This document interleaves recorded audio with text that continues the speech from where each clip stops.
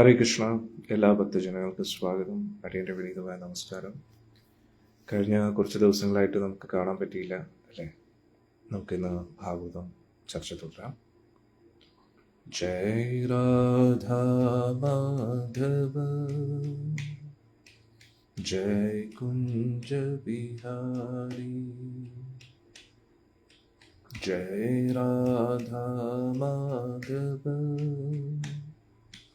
जय कुंज बिहारी जय गोपी जन वल्लभ जय गोपी जन वल्लभ जय गिरिवरधारी जय गिरिवरधारी यशोदानंदन व्रज जन रंजन यशोदानंदन व्रज जन रंजन यशोदानंदन व्रज जन रंजन यशोदानंदन व्रज जन रंजन यमुना तीरावनचारी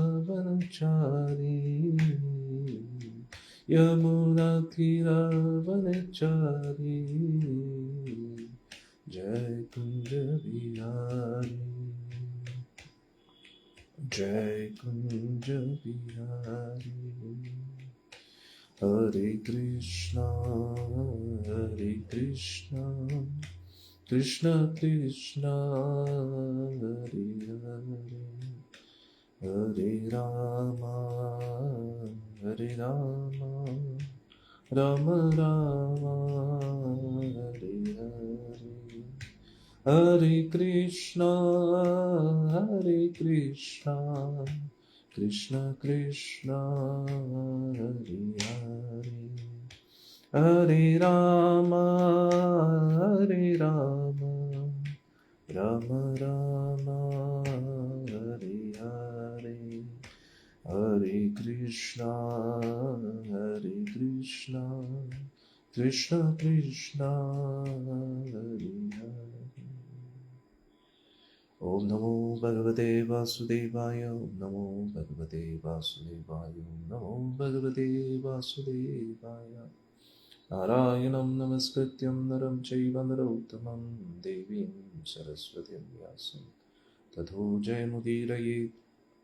नष्टप्रायेषु भद्रेषु नित्यं भागवतः सेवया भगवती उत्तमश्लोके भक्तिर्भवति नैष्टिकी। कृष्णाय वासुदेवाय देवकी नन्दनाय च नन्दगोपकुमाराय गोविन्दाय नमो नमः। ॐ अज्ञानतिमिरन्धस्य ज्ञानाञ्जनशलाकाय चक्षुरुन्मिलितं येन तस्मै श्रीगुरुवे नमः। श्रीचैतन्यमनोभीष्टं स्थापितं येन भूतले स्वयं रूपकदा मह्यं ददाति स्वपदान्तिकं। वन्देऽहं श्रीगुरुं श्रीयुतापदकमलं श्रीगुरुं वैष्णवांश्च श्रीरूपं साग्रजातं सगणरघुनाथान्वितं तं सजीवं साद्वैतं सावधूतं परिजनसहितं कृष्णचैतन्यदेवं श्रीराधा कृष्णपादान् सगणललिता श्रीविशाखान्वितंश्च।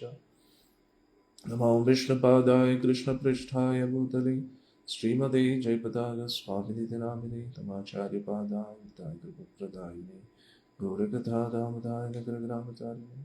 नमो विष्णुपादाय कृष्णपृष्ठाय भूतले श्रीमते भक्तिवेदान्तस्वामिनिति नामिने नमस्ते सारस्वती देवे गौरवाणी प्रचारिणे निर्विशेषशून्यवादी पाश्चात्यदेशतारिणे। नमो विष्णुपादाय कृष्णपृष्ठाय भूतले श्रीमते भक्तिसिद्धान्त सरस्वती नामिने श्रीवासवानवी देवी वेदाय कृपाब्धे कृष्णसम्बन्धविज्ञानदायिने माधुर्योज्ज्वलप्रेमाढ्या श्रीरूपानुगभक्तिदा श्रीगौरकरुणा शक्ति विग्रहाय नमोस्तुते। नमस्ते गौरवाणी श्रीमूर्ति दीनतारिणे रूपानुगविद्यावसिद्धान्तवृन्दारिणे। नमो गौरकिशोराय साक्षात् वैराग्यमूर्तये विप्रलम्बरसाम्भोधे पादाम्बुजायते नमः।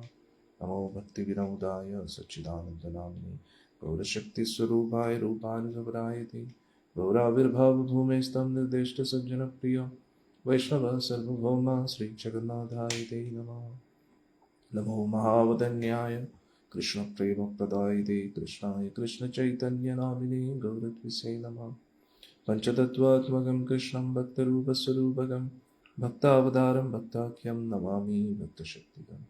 वाञ्छाकल्पतरुभ्यश्च कृपासिन्धुभ्यैव च पतितानां पावनेभ्यो वैष्णवेभ्यो नमो नमः।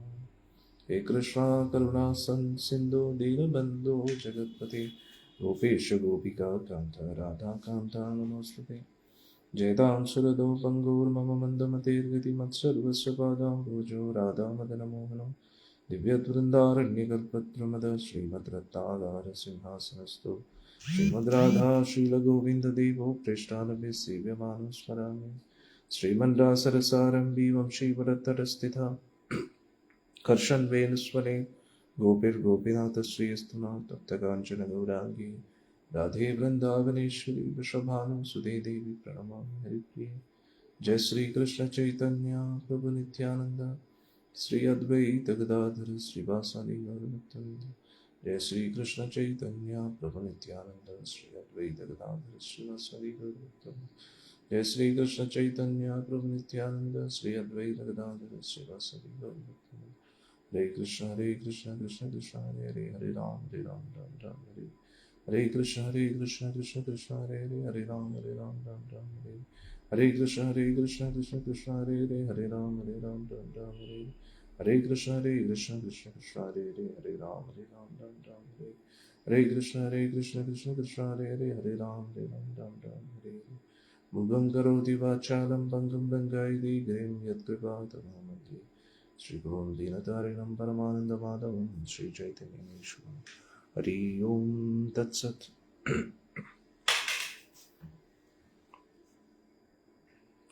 നമുക്ക് ചർച്ച ആരംഭിക്കാം.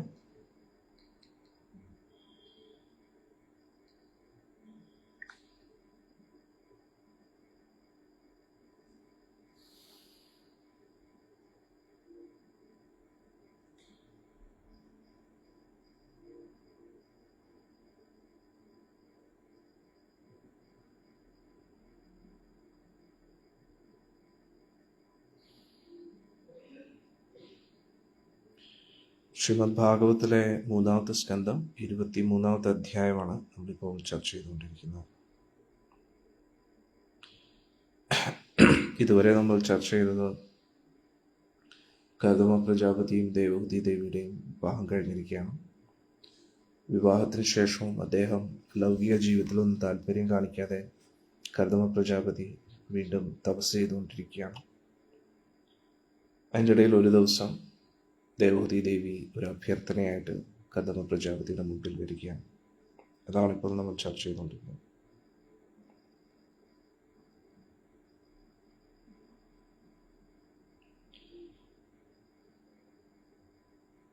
ഇത്രയും കാലത്തെ തപസ്യ മൂലം ദേവി ആകെ ശോഷിച്ചു പോയിരിക്കുകയാണ്. അതുകൊണ്ട് അതൊക്കെ കണ്ട് ആ ഒരു അവസ്ഥ കണ്ടിട്ട് കർദമ പ്രജാപതിക്ക് ഒരുപാട് കാരുണ്യം തോന്നുകയാണ് ദേവഹൂതി ദേവിയുടെ. എന്നിട്ട് കർദമ പ്രജാപതി പറയുകയാണ്, സാക്ഷാൽ സ്വയംഭൂ മനുവിൻ്റെ മകളായിട്ടും നീ എനിക്ക് വേണ്ടി ഇത്രയൊക്കെ കഷ്ടപ്പെട്ടു, ഇത്രയൊക്കെ സേവനങ്ങൾ ചെയ്തു, നീ നിന്റെ ശരീരത്തെ പോലും അവഗണിച്ചു. അതിൽ ഞാൻ വളരെയധികം സംപ്രീതനാണെന്ന് പറഞ്ഞു. 7-ാമത്തെ ശ്ലോകത്തിൽ പറയുന്നു, എൻ്റെ തപസ്യ കൊണ്ടും ഭഗവാന്റെ ആ ഭക്തിയിലൂടെയും ഞാൻ ഒരുപാട് തപോബലവും ആർജിച്ചിട്ടുണ്ട്. എനിക്ക് ആ ലഭിച്ച അനുഗ്രഹങ്ങളൊന്നും ഇതുവരെയും നിനക്ക് അതിൻ്റേതായിട്ടുള്ള അനുഭൂതികൾ നിനക്ക് ലഭിച്ചിട്ടില്ല. ആ ഒരു അനുഗ്രഹം നിനക്ക് ഞാൻ നൽകാൻ പോവുകയാണ്.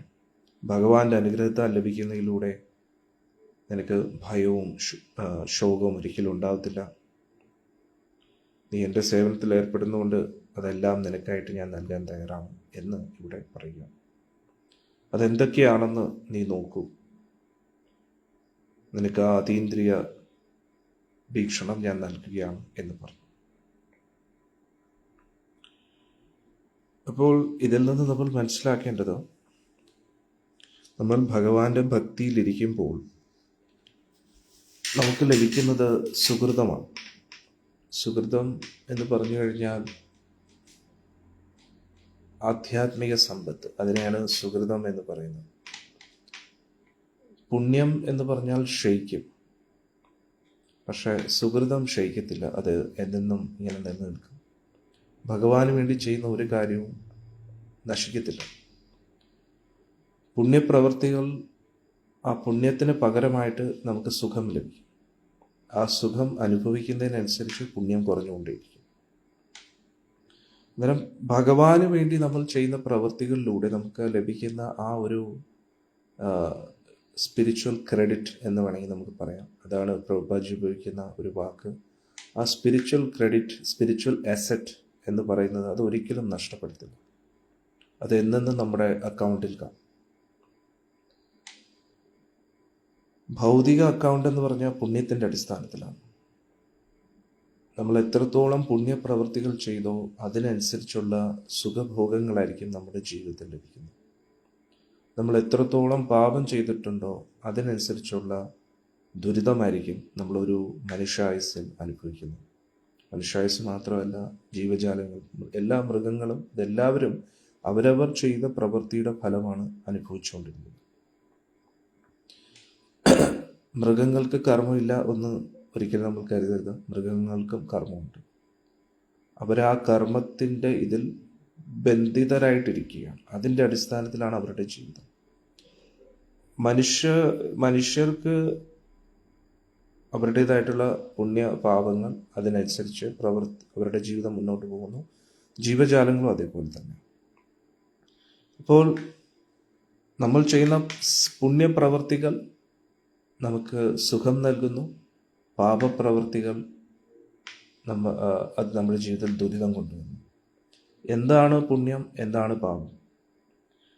നമ്മൾ സ്വാർത്ഥതയോടുകൂടി ചെയ്യുന്ന കാര്യങ്ങളെല്ലാം മറ്റുള്ളവരെ ഏതെങ്കിലും രീതിയിൽ വേദനിപ്പിക്കുകയോ മറ്റുള്ളവർക്ക് അർഹതപ്പെട്ടത് അത് എങ്ങനെയോ തടസ്സപ്പെടും. അതിനെ വേണമെങ്കിൽ നമുക്ക് പാപം എന്ന് ചുരുക്കത്തിൽ പറയാം. പാപങ്ങളുടെ ലിസ്റ്റ് എടുക്കുകയാണെങ്കിൽ മൊത്തത്തിൽ ഒരു ലിസ്റ്റുണ്ട്. പക്ഷെ പാപത്തിൻ്റെ മെയിനായിട്ടുള്ള തുടക്കം എന്ന് പറഞ്ഞാൽ അസൂയയിൽ നിന്നാണ്. മറ്റൊരാൾക്ക് അർഹതപ്പെട്ടത് ആ വ്യക്തിക്ക് ലഭിക്കുമ്പോൾ നമുക്കത് സഹിക്കാൻ പറ്റാതെ, അല്ലെങ്കിൽ മറ്റൊരാൾക്ക് അവകാശപ്പെട്ടത് തട്ടിപ്പറിച്ചെടുക്കുക, നമുക്ക് അവകാശപ്പെടുന്നില്ല. മറ്റുള്ളവരുടെ ബേസിക് നെസസിറ്റീസ് പോലും, അതായത് ഭക്ഷണം, താമസ സൗകര്യം, അത് പോലും തടസ്സപ്പെടുത്തിയിട്ട് നമ്മൾ നമ്മുടേതായിട്ടുള്ള ലക്ഷറിയസ് ലൈഫിൽ ഒഴുകി ജീവിക്കുന്നു. ഇതൊക്കെ പാപകർമ്മങ്ങളാണ്. നമ്മൾ ഈ ലോകത്തിൽ ജീവിക്കുമ്പോൾ നമ്മൾ ഒരിക്കലും നമ്മുടെ സ്വാർത്ഥതയെക്കുറിച്ച് മാത്രം ചിന്തിക്കാതെ നമുക്ക് ലഭിക്കുന്നത്, നമുക്ക് ആവശ്യമുള്ളത് മാത്രം ഉപയോഗിച്ചിട്ട് മറ്റുള്ളതെല്ലാം മറ്റുള്ളവരുമായിട്ട് മറ്റുള്ളവരുമായിട്ട് പങ്കിടണം. നമ്മൾ ഷെയർ ചെയ്യണം മറ്റുള്ളവരുമായിട്ട്. അത് നമ്മൾ പങ്കിട്ടില്ല എങ്കിൽ, കാരണം ഈ ലോകത്തുള്ള എല്ലാ വസ്തുവകകളും എല്ലാവർക്കും വേണ്ടിയുള്ളതാണ്, അല്ല നമുക്ക് വേണ്ടി മാത്രമുള്ളതല്ല. നമ്മുടെ കുടുംബത്തിന് വേണ്ടി മാത്രമല്ല, നമ്മുടെ രാജ്യത്തിന് വേണ്ടി മാത്രമല്ല, മനുഷ്യർക്ക് വേണ്ടി മാത്രമല്ല, എല്ലാ ജീവജാലങ്ങൾക്കും വേണ്ടിയാണ്. അതായത് എല്ലാ ജീവജാലങ്ങളുമായിട്ട് നമ്മൾക്ക് ലഭിക്കുന്ന എല്ലാം നമ്മൾ പങ്കിടാൻ തയ്യാറായിരിക്കണം. നമ്മുടെ ബേസിക് നെസസിറ്റീസ് ഫുൾഫിൽ ചെയ്തിട്ട് ബാക്കിയില്ല. അതാണ് മനുഷ്യത്വം എന്ന് പറയുന്നത്. അന്നേരം മനുഷ്യരിൽ നിന്ന് പ്രതീക്ഷിക്കുന്ന എന്താണ്? എല്ലാവർക്കും വേണ്ടുന്നത് കൊടുക്കുക എന്നതാണ്. അത് ഉറപ്പുവരുത്തുക എന്നതാണ്. അതാണ് ഒരു രാജാവിൻ്റെ കർത്തവ്യം. ഇപ്പോൾ മനുഷ്യർക്ക് റോളൊന്നുമില്ലേ ഈ ലോകത്ത് പ്രവർത്തിക്കാനായിട്ട്? തീർച്ചയായിട്ടും ഉണ്ട്. ചില സമയത്ത് ആൾക്കാർ പറയും, മനുഷ്യരെന്ന് പറയുന്ന ആ ഒരു കമ്മ്യൂണിറ്റി ഈ ലോകത്തില്ല എങ്കിൽ ഈ പ്രകൃതിയുടെ ആ സന്തുലിത അവസ്ഥ നഷ്ടപ്പെടുത്തില്ല എന്ന് പറയാറുണ്ട്. പക്ഷെ അത് തെറ്റാണ്. കാരണം മനുഷ്യർക്കൊരു റോൾ പ്ലേ ചെയ്യാനുണ്ട്. മനുഷ്യർ ഈ പ്രപഞ്ചത്തിലെ ആ ഒരു സന്തുലിത അവസ്ഥ നിലനിർത്താൻ വേണ്ടി ഭഗവാനെ സഹായിക്കേണ്ട വ്യക്തികളാണ്. നമുക്ക് ആ വ്യക്തികളെ കാണാൻ പറ്റുന്നില്ല. പക്ഷേ സ്വയംഭൂ മനുവിനെ പോലുള്ള വ്യക്തികൾ ഈ പ്രപഞ്ചത്തിൻ്റെ ആ ഒരു സന്തുലിത അവസ്ഥയെ നിലനിർത്താൻ ശ്രമിക്കുന്നു.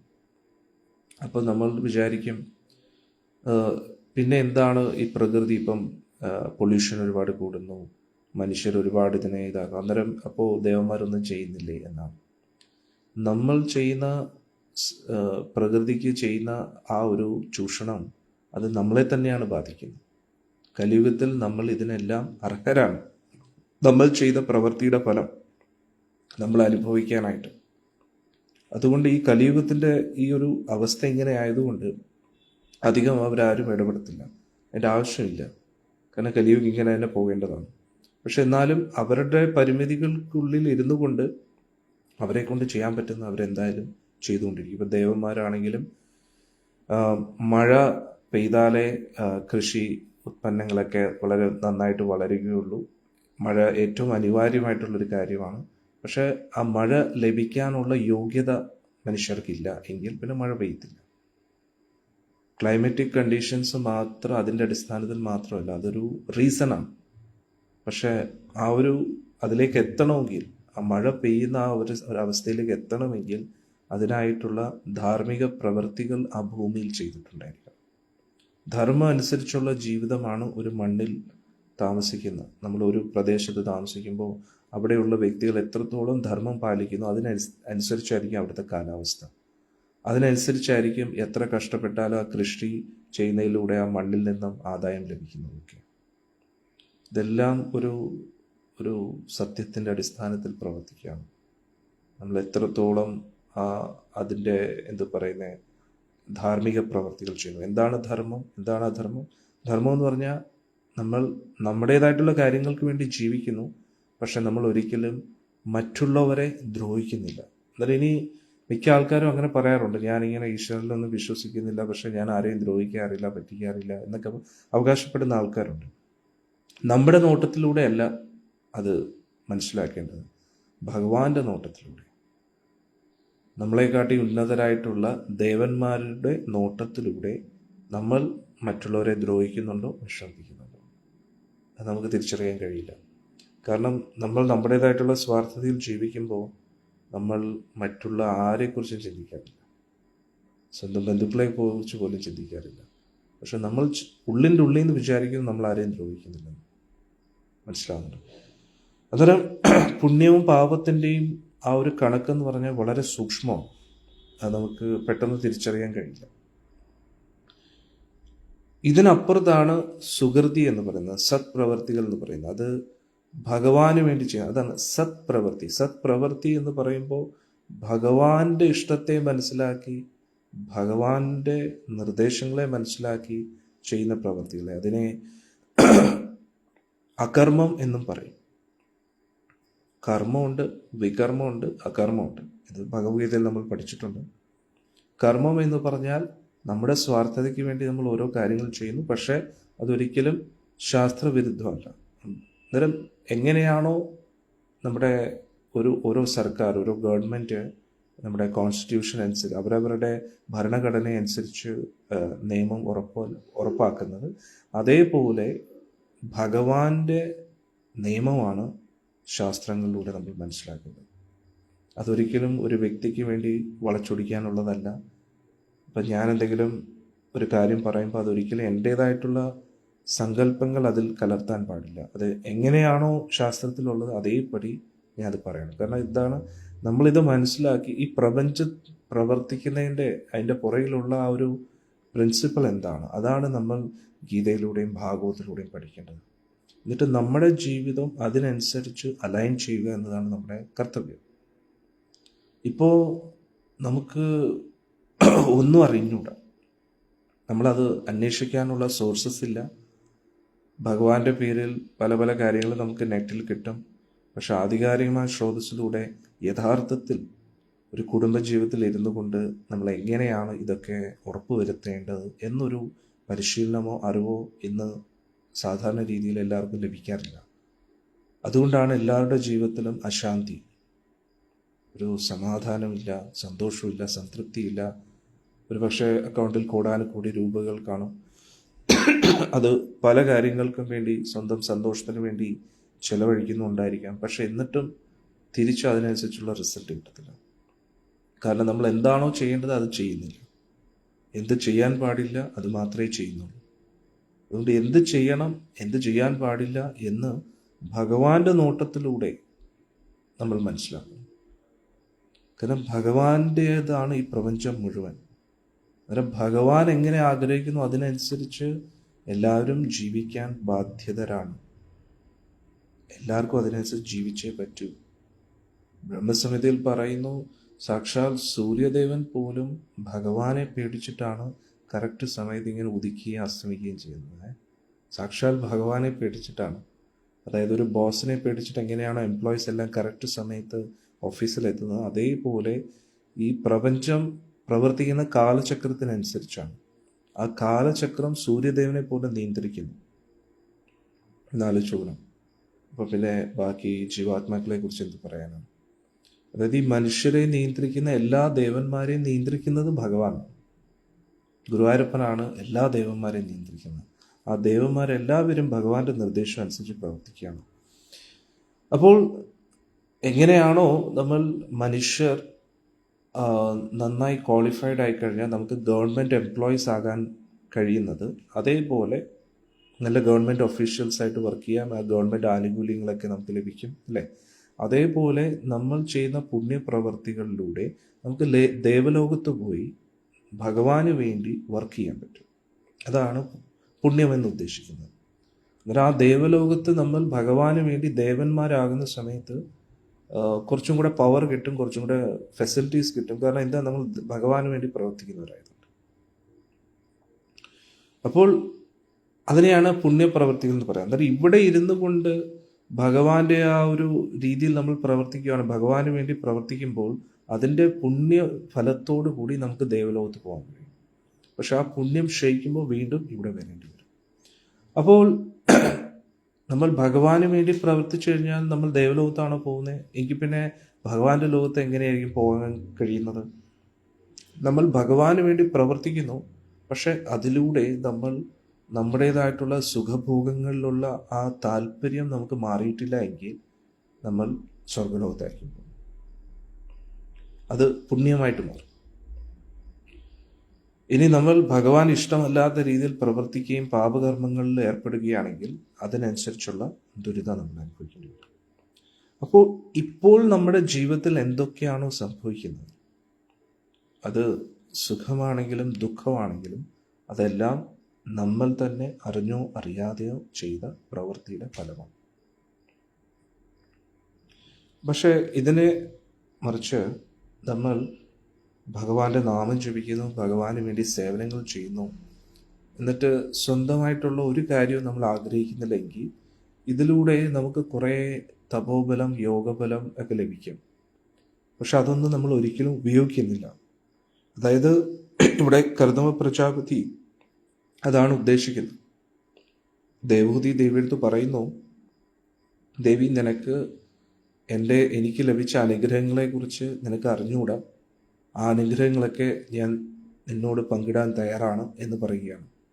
അന്നേരം ഭഗവാന്റെ അനുഗ്രഹത്താൽ, അതായത് ഭഗവാനെ ധ്യാനിച്ച് അതിലൂടെ ലഭിച്ചിട്ടുള്ള ഒരുപാട് സുഹൃതം കർദമ പ്രജാപതിക്കുണ്ട്. അതൊരിക്കലും അദ്ദേഹത്തിൻ്റെതായിട്ടുള്ള കാര്യങ്ങൾക്ക് വേണ്ടി ഉപയോഗിച്ചിട്ടില്ല. അദ്ദേഹം സാധാരണ ഒരു ചെറിയ ഒരു കുടിലിൽ താമസിക്കുകയാണ് കർദമ പ്രജാപതി. ദേവഹൂതി ദേവി ഇത്രയും വലിയ കൊട്ടാരത്തിൽ നിന്ന് വന്ന രാജകുമാരിയാണ്. എന്നിട്ടും ദേവിയും അവിടെ എങ്ങനെയാണോ കർദമ പ്രജാപതി ജീവിക്കുന്നത് അതിനോടൊപ്പം ജീവിക്കാൻ തയ്യാറാണ്. ഇത്രയും കാലമായിട്ടും കർദമ പ്രജാപതി ഒരിക്കലും പറഞ്ഞിട്ടില്ല എൻ്റെ ഉള്ളിലെ ആ തപോബലം എന്താണ്, യോഗബലം എന്താണെന്ന് ഒന്നും പറഞ്ഞു കൊടുത്തിട്ടില്ല.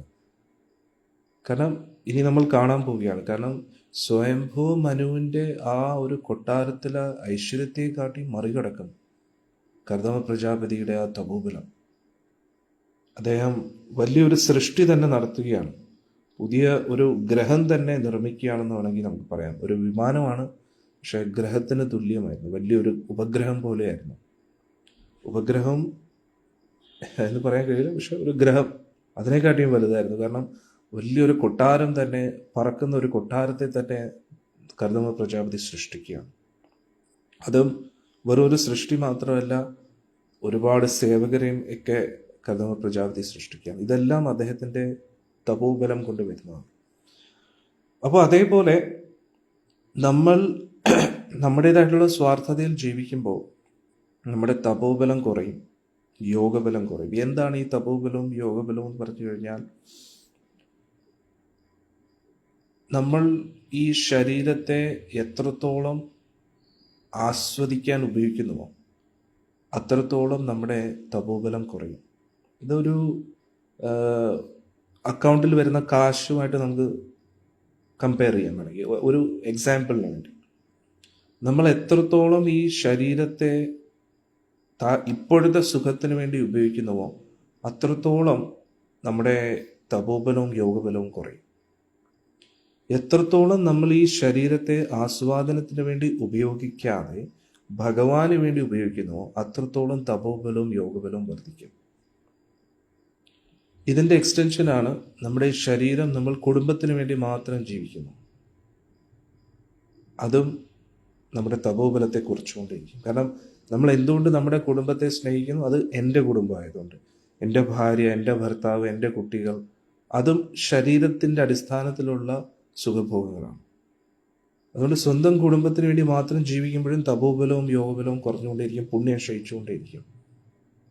കാരണം പുണ്യപ്രവൃത്തി എന്ന് പറഞ്ഞു കഴിഞ്ഞാൽ നമ്മുടെ ശരീര ബന്ധങ്ങൾക്ക് അപ്പുറത്ത് മറികടക്കുമ്പോഴാണ് മറ്റുള്ളവർക്ക് വേണ്ടി, മറ്റുള്ളവരുടെ ശരീരത്തിന് വേണ്ടി, ഒരു ബന്ധമില്ലാത്ത, നമ്മളുമായിട്ട് ഒരു ബന്ധമില്ലാത്ത, നമുക്ക് വേണ്ടി അവർക്ക് തിരിച്ചൊന്നും ചെയ്യാൻ പോലും കഴിയാത്ത, ഒരു നന്ദി പോലും പറയാൻ പറ്റാത്ത, നന്ദി പോലും പറയാൻ സാധ്യതയില്ലാത്ത അങ്ങനെയുള്ള വ്യക്തികൾക്ക് വേണ്ടി നമ്മൾ ഈ ശരീരം കൊണ്ട് എന്തെങ്കിലും ചെയ്യുമ്പോഴാണ് അത് പുണ്യമാകുന്നത്. ഇനി ആ പുണ്യമാകുന്ന എപ്പോഴാണ്? നമ്മൾ ഇമ്മീഡിയറ്റ്ലി അതുമായിട്ടൊന്നും പ്രതീക്ഷിക്കുന്നില്ല, പക്ഷെ നമ്മൾക്ക് സുഖത്തിനുള്ള താല്പര്യം കുറഞ്ഞിട്ടുമില്ല, അപ്പോഴത് പുണ്യമാണ് അതിൻ്റെ റിസൾട്ട്. പക്ഷെ നമ്മൾ ചെയ്യുന്ന പ്രവൃത്തി അതിന് പകരം തിരിച്ചൊന്നും പ്രതീക്ഷിക്കുന്നില്ല, സുഖത്തിനുള്ള താല്പര്യം പോലും ഉള്ളിലില്ല എങ്കിൽ അതൊക്കെ തപോബലവും യോഗബലവുമായിട്ട് മാറും. എല്ലാവരും പ്രവർത്തിച്ചുകൊണ്ടിരിക്കുന്നു, പക്ഷെ എല്ലാവരും അവരവരുടെ ശരീരം ഉപയോഗിച്ച് പ്രവർത്തിച്ചുകൊണ്ടിരിക്കുന്നു. അവരവരുടെ മനോഭാവത്തിനനുസരിച്ച് അവർക്ക് പ്രത്യേകം റിസൾട്ട് കിട്ടും. ഇപ്പോൾ ഒരു വ്യക്തി അവരുടെ ശരീരത്തെ ഉപയോഗിച്ച് അവരവരുടെ ഇന്ദ്രിയ ആസ്വാദനത്തിന് വേണ്ടി മാത്രം ജീവിക്കുമ്പോൾ അതുകൊണ്ട് ഒരു പുണ്യവും കിട്ടത്തില്ല. ഒരു വ്യക്തി അവരുടെ ശരീരത്തെ ഉപയോഗിച്ച് സ്വന്തം കുടുംബത്തിന് വേണ്ടി മാത്രം ജീവിക്കുമ്പോൾ അതൊരു പുണ്യപ്രവൃത്തിയില്ല, അതവരുടെ കർത്തവ്യമാണ്. ആ കർത്തവ്യത്തെ നിറവേറ്റിയില്ല എങ്കിൽ അവർക്ക് പാപം ലഭിക്കും. ഒരു ഭർത്താവ് ഭാര്യയുടെ കാര്യം നോക്കുന്നില്ല, ഭാര്യ ഭർത്താവിൻ്റെ കാര്യം നോക്കുന്നില്ല, അച്ഛനും അമ്മയും കുട്ടികളുടെ കാര്യം നോക്കുന്നില്ല, അത് കർത്തവ്യത്തിൽ നിന്നും വ്യതിചലിക്കുന്നതുകൊണ്ട് പാപം ലഭിക്കുന്നുണ്ട്, കർത്തവ്യം ചെയ്യുന്നില്ല. പക്ഷെ അതേസമയത്ത് അവിടെ പുണ്യം ലഭിക്കത്തില്ല. പുണ്യത്തിനനുസരിച്ച് സുഖം ലഭിക്കുകയുള്ളൂ. അന്നേരം നമ്മൾ നമ്മുടേതായിട്ടുള്ള കുടുംബജീവിതത്തിൽ മാത്രം ഒതുങ്ങി നിൽക്കുമ്പോൾ നമ്മൾ ഒരിക്കലും സുഖവും സന്തോഷവും സമാധാനവും നമുക്ക് പ്രതീക്ഷിക്കാൻ കഴിയില്ല. കാരണം പുണ്യം നമ്മളിങ്ങനെ ഉപയോഗിച്ചുകൊണ്ടേയിരിക്കുകയാണ്. പല വ്യക്തികൾക്കും ഈ പുണ്യത്തിൻ്റെ അക്കൗണ്ട് അറിഞ്ഞുകൂടാ. മിക്ക വ്യക്തികളും പറയുന്നത് ഞാൻ ആരെയും ദ്രോഹിക്കുന്നില്ല, ഞാൻ ആരെയും വിഷമിപ്പിക്കുന്നില്ല, പിന്നെ എന്തുകൊണ്ടാണ് എൻ്റെ ജീവിതത്തിൽ ഇങ്ങനെ ദുഃഖം വരുന്നത്? കാരണം നിങ്ങളുടെ പുണ്യം ക്ഷയിച്ചുകൊണ്ടേയിരിക്കുകയാണ്. അതായത് ഒരു വ്യക്തിയുടെ അക്കൗണ്ടിൽ 1,00,000 രൂപയുണ്ടെന്നിരിക്കട്ടെ, എന്നിട്ട് ആ 1,00,000 രൂപ ഡെയിലി ചിലവാക്കിക്കൊണ്ടിരിക്കുകയാണ്. അതൊരു ദിവസം തീരത്തില്ലേ? തീരുമ്പോൾ പിന്നെ ബുദ്ധിമുട്ടുകൾ നേരിടേണ്ടി വരത്തില്ലേ? അന്നേരം ചിലവാക്കുക മാത്രമല്ല, വീണ്ടും അക്കൗണ്ടിൽ കാശ് നിറയ്ക്കാനും അവർ ശ്രമിച്ചുകൊണ്ടിരിക്കണം, എഫേർട്സ് ഇടണ്ടേ? അതേപോലെയാണ് പുണ്യം. ഈ പുണ്യം എത്ര ഉണ്ടോ അതിനനുസരിച്ചേ നമുക്ക് സന്തോഷം കിട്ടും, അതിനനുസരിച്ചേ നമുക്ക് സമൃദ്ധി ഉണ്ടാവും. പുണ്യം ക്ഷയിച്ചു കഴിഞ്ഞാൽ ഉടൻ നമ്മുടെ സാമ്പത്തിക പ്രശ്നങ്ങൾ നമ്മൾ നേരിടേണ്ടി വരും, വീട്ടിലെ സന്തോഷം നഷ്ടപ്പെടും, ആരോഗ്യ പ്രശ്നങ്ങളുണ്ടാവും. പുണ്യം ക്ഷയിക്കുന്നതിനനുസരിച്ച് നമുക്ക് ഒരു സംതൃപ്തി കുറയും. മനസ്സിലായില്ലേ? അന്നേരം ചില വ്യക്തികൾ പറയും സ്വർഗവും നരകവും ഇവിടെ തന്നെയാണ്. ഭാഗികമായിട്ട് ശരിയാണ്. കാരണം ഇവിടെ തന്നെ നമുക്ക് സ്വർഗീയ സുഖത്തിൻ്റെയും നരകീയ യാതനകളുടെയും ഒരു അനുഭൂതി ലഭിക്കാൻ കഴിയും. പക്ഷെ ഇതിൻ്റെ ഹയർ വെർഷനാണ് സ്വർഗലോകത്തും നരകലോകത്തും. അതായത് നമ്മൾ ചെയ്ത പ്രവൃത്തി അത്രത്തോളം പുണ്യകരമായതുകൊണ്ട് ഈ ലോകത്തെ സുഖം മാത്രമല്ല നമ്മൾ അർഹിക്കുന്നത്, ആ ലോകത്തെ പരമോന്നതമായിട്ടുള്ള സുഖം നമ്മൾ അർഹിക്കുമ്പോൾ നമുക്ക് അങ്ങോട്ട് പോകാൻ പറ്റും.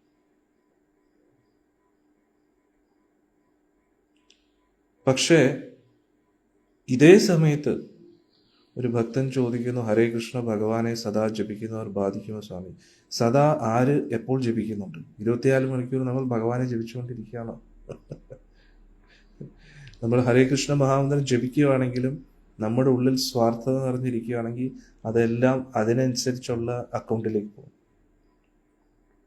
ഉദാഹരണത്തിന് ഒരു വ്യക്തി ഭഗവാന്റെ തിരുനാമം ജപിക്കുന്നു, ഭഗവാന് വേണ്ടി സേവനങ്ങൾ ചെയ്യുന്നു, പക്ഷെ ഉള്ളിൽ ഭഗവാനോടുള്ള ഇഷ്ടം കൊണ്ടല്ല ചെയ്യുന്നത്, എന്തോ കാരണത്താൽ ചെയ്യുന്നു, പിന്നെ ഉള്ളിൽ ആസ്വാദനത്തിനുള്ള താല്പര്യം മാറിയിട്ടില്ല. അപ്പം എന്തു പറ്റും? ഈ ജപിക്കുന്ന ജപം പിന്നെ ഈ ചെയ്യുന്ന പ്രവൃത്തികൾ അതെല്ലാം പുണ്യത്തിൻ്റെ അക്കൗണ്ടിലോട്ട് പോകുന്നില്ല. കാരണം നമ്മൾ ആഗ്രഹിക്കുന്ന അങ്ങനെയാണല്ലോ, നമ്മൾ ഭക്തിയിൽ പുരോഗമിക്കാനല്ലല്ലോ ആഗ്രഹിക്കുന്നത് നമ്മൾ. അതുകൊണ്ടാണ് സത്യം പറഞ്ഞാൽ നമുക്ക് ആർക്കും തിരുനാമ ജപത്തിൻ്റെ യഥാർത്ഥ ഫലം ലഭിച്ചു തുടങ്ങിയിട്ടില്ല. നമ്മൾ ഉള്ളിൻ്റെ ഉള്ളിൽ, അതുകൊണ്ടാണ് 10 അപരാധങ്ങളിൽ ഒരു പ്രധാനപ്പെട്ട അപരാധം ഭൗതിക ആഗ്രഹങ്ങളെ സൂക്ഷിക്കുന്നത് നിർത്തുക എന്നതാണ്. ഭൗതിക ആഗ്രഹങ്ങളെ ഹൃദയത്തിൽ സൂക്ഷിക്കുമ്പോൾ എന്തു പറ്റും? നമ്മുടേതായിട്ടുള്ള ആ ജപം എല്ലാം അത് തപോബലവും യോഗബലമായിട്ട് മാറുന്നില്ല. അതെല്ലാം നമ്മുടെ സുഖഭോഗങ്ങൾക്ക് വേണ്ടി നമ്മളെ ഇങ്ങനെ ഹെൽപ്പ് ചെയ്യും. അതിനുള്ള അവസരങ്ങൾ നമുക്ക് ലഭിക്കും. എന്നിട്ട് നമ്മൾ ചെയ്യുന്ന പ്രവൃത്തി നമ്മൾ നമ്മുടേതായിട്ടുള്ള കുടുംബത്തിൽ മാത്രം ഒതുങ്ങിയിരിക്കുമ്പോൾ അതൊരിക്കലും ഒരു പുണ്യപ്രവൃത്തിയല്ല. നമ്മൾ പുണ്യം ക്ഷയിച്ചുകൊണ്ടിരിക്കും.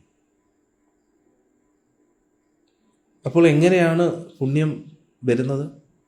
പുണ്യം വരുന്നത് നമ്മുടെ ശരീരബന്ധവുമായിട്ട് ഒരു ബന്ധമില്ലാത്ത വ്യക്തിക്ക് തിരിച്ചൊന്നും പ്രതീക്ഷിക്കാതെ ആ വ്യക്തിയിൽ നിന്നും ആ ചെയ്യുന്ന പ്രവൃത്തിയിലൂടെ ഒന്നും പ്രതീക്ഷിക്കാതെ നമ്മളൊരു കാര്യം ചെയ്യുമ്പോൾ അത് പുണ്യമായിട്ട് മാറും. പിന്നെ അത് പുണ്യം എപ്പോഴാകുന്നതെന്ന് ചോദിച്ചാൽ നമ്മുടെ ഉള്ളിൽ ഭൗതിക ആഗ്രഹങ്ങൾ മാറിയിട്ടുമില്ല. മനസ്സിലാവുന്നുണ്ടോ? പക്ഷേ ആ ഭൗതിക ആഗ്രഹങ്ങളും ഇല്ലാതെ നമ്മൾ അത് എന്തു പറയുന്നത്, നമ്മുടെ കർത്തവ്യം എന്നുള്ള രീതിയിൽ മാത്രം ചെയ്യുമ്പോൾ അത് സുഹൃതത്തിൻ്റെ അക്കൗണ്ടിലേക്ക് പോകും. മനസ്സിലാവുന്നുണ്ട്? അതായത് ഈ ലോകത്ത് പല പല ബാങ്കുകളുണ്ടല്ലോ. അന്നേരം ഇതിനെ പല പല ബാങ്കായിട്ട് നമുക്ക് ഉപമിക്കാം. നമ്മുടെ ബാങ്ക്, പിന്നെ ദേവലോകത്തെ ബാങ്ക് അക്കൗണ്ട്, പിന്നെ ഭഗവാന്റെ ബാങ്ക് അക്കൗണ്ട്. അന്നേരം നമ്മുടെ കയ്യിൽ നമ്മൾ ചെയ്യുന്ന പ്രവൃത്തികൾ നമ്മുടെ കയ്യിൽ ഇരിക്കുന്ന ക്യാഷ് പോലെയാണ്. നമ്മുടെ അക്കൗണ്ടിലേക്ക് ഇടണോ, അതോ ദേവലോകത്തെ അക്കൗണ്ടിലേക്ക് ഇടണോ, അതോ പിന്നെ എന്തോ പറയുന്നത് ഭഗവാന്റെ അക്കൗണ്ടിലേക്ക് ഇടണോ? ഭഗവാന്റെ അക്കൗണ്ടിൽ ഇടുമ്പോഴായിരിക്കും ഇൻട്രസ്റ്റ് കൂടുതൽ കിട്ടുന്നത്. ലോങ് ടേം റിട്ടേൺസും ഉണ്ട്.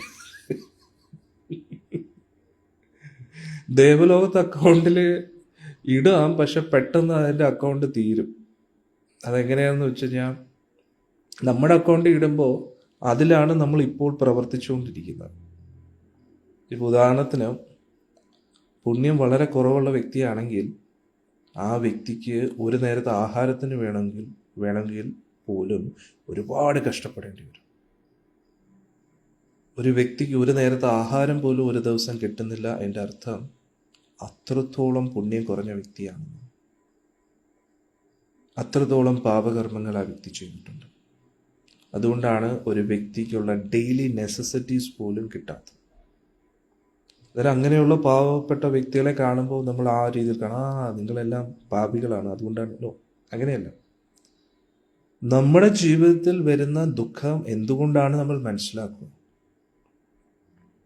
അന്നേരം എൻ്റെ ശരീരത്തിൽ ലഭിക്കുന്ന സുഖം, അസുഖം അതെല്ലാം ഞാൻ ചെയ്ത പ്രവൃത്തിയുടെ ഫലമാണെന്ന് മനസ്സിലാക്കുക. അതുകൊണ്ടാണ് ഉപനിഷത്തുകളിൽ നമ്മുടെ ശരീരത്തെ ഒരു രഥമായിട്ട് ഉപമിക്കുന്നത്. അതിലെ 2 ചക്രം പുണ്യത്തിൻ്റെയും പാപത്തിൻ്റെയാണ്. പുണ്യത്തിനനുസരിച്ചാണ് ഈ ശരീരത്തിൻ്റെ ഓരോ പ്രവർത്തനങ്ങളും, പാപത്തിനനുസരിച്ചായിരിക്കും ഈ ശരീരത്തിൻ്റെ ഓരോ പ്രവർത്തനങ്ങളും. അതായത് നമ്മുടെ ജീവിതത്തിൽ വരുന്ന സാഹചര്യങ്ങൾ നമ്മുടെ പുണ്യപാപത്തിൻ്റെ അടിസ്ഥാനത്തിലാണ്.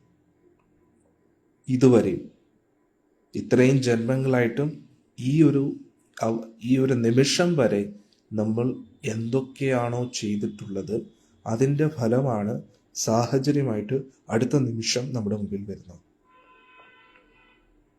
എന്നിട്ട് ഈ സാഹചര്യത്തിൽ നമ്മൾ എങ്ങനെ പ്രവർത്തിക്കുന്നുവോ അതിനനുസരിച്ച് എന്ത് പറ്റും, അടുത്ത നിമിഷം തയ്യാറായിക്കൊണ്ടിരിക്കും. അപ്പോൾ നമുക്ക് നമ്മുടെ പുണ്യമനുസരിച്ച് നമുക്ക് സുഖസമൃദ്ധിയിൽ ജീവിക്കാനുള്ള ഒരു സാഹചര്യം നമുക്ക് ലഭിച്ചു എന്നിരിക്കട്ടെ. ആ സാഹചര്യം ലഭിച്ചിട്ടും നമ്മൾ അതിൽ മതിമറന്നു പോയി ഇരിക്കാതെ നമ്മൾ അത് നമ്മളുമായിട്ട് ഒരു ബന്ധമില്ലാത്ത വ്യക്തികളുമായിട്ട് അത് പങ്കിടാൻ തയ്യാറാവുകയാണെങ്കിൽ അത് നമ്മുടെ പുണ്യത്തെ ഇനിയും വർദ്ധിപ്പിച്ചുകൊണ്ടിരിക്കും. മനസ്സിലാവുന്നുണ്ടോ? അത് കാരണം നമുക്ക് ഒരു കാലത്തും ഒരു കാര്യത്തിനും ബുദ്ധിമുട്ടില്ലാത്ത ബേസിക് കാര്യങ്ങൾക്ക് ഒരു കാലത്തും ബുദ്ധിമുട്ടുണ്ടാകത്തില്ല. ആ രീതിയിൽ നമ്മൾ ആ പുണ്യത്തിൻ്റെ അക്കൗണ്ട് കൂട്ടി. അതുകൊണ്ടാണ് നിങ്ങൾ പാണ്ഡവരെ നോക്കിക്കഴിഞ്ഞാൽ പാണ്ഡവരും കൗരവരും തമ്മിലുള്ള വ്യത്യാസം. കൗരവർ ഇപ്പോഴത്തെ സുഖഭോഗങ്ങൾ മാത്രമേ നോക്കുന്നുള്ളൂ. പാണ്ഡവര് പുണ്യത്തെക്കുറിച്ചാണ് കൂടുതൽ ഫോക്കസ് ചെയ്യുക. എങ്ങനെ കൂടുതൽ ഉപരി ലോകങ്ങളിലേക്ക് പോകാനുള്ള ആ ക്രെഡിറ്റ് നേടിയെടുക്കാം എന്നതാണ്.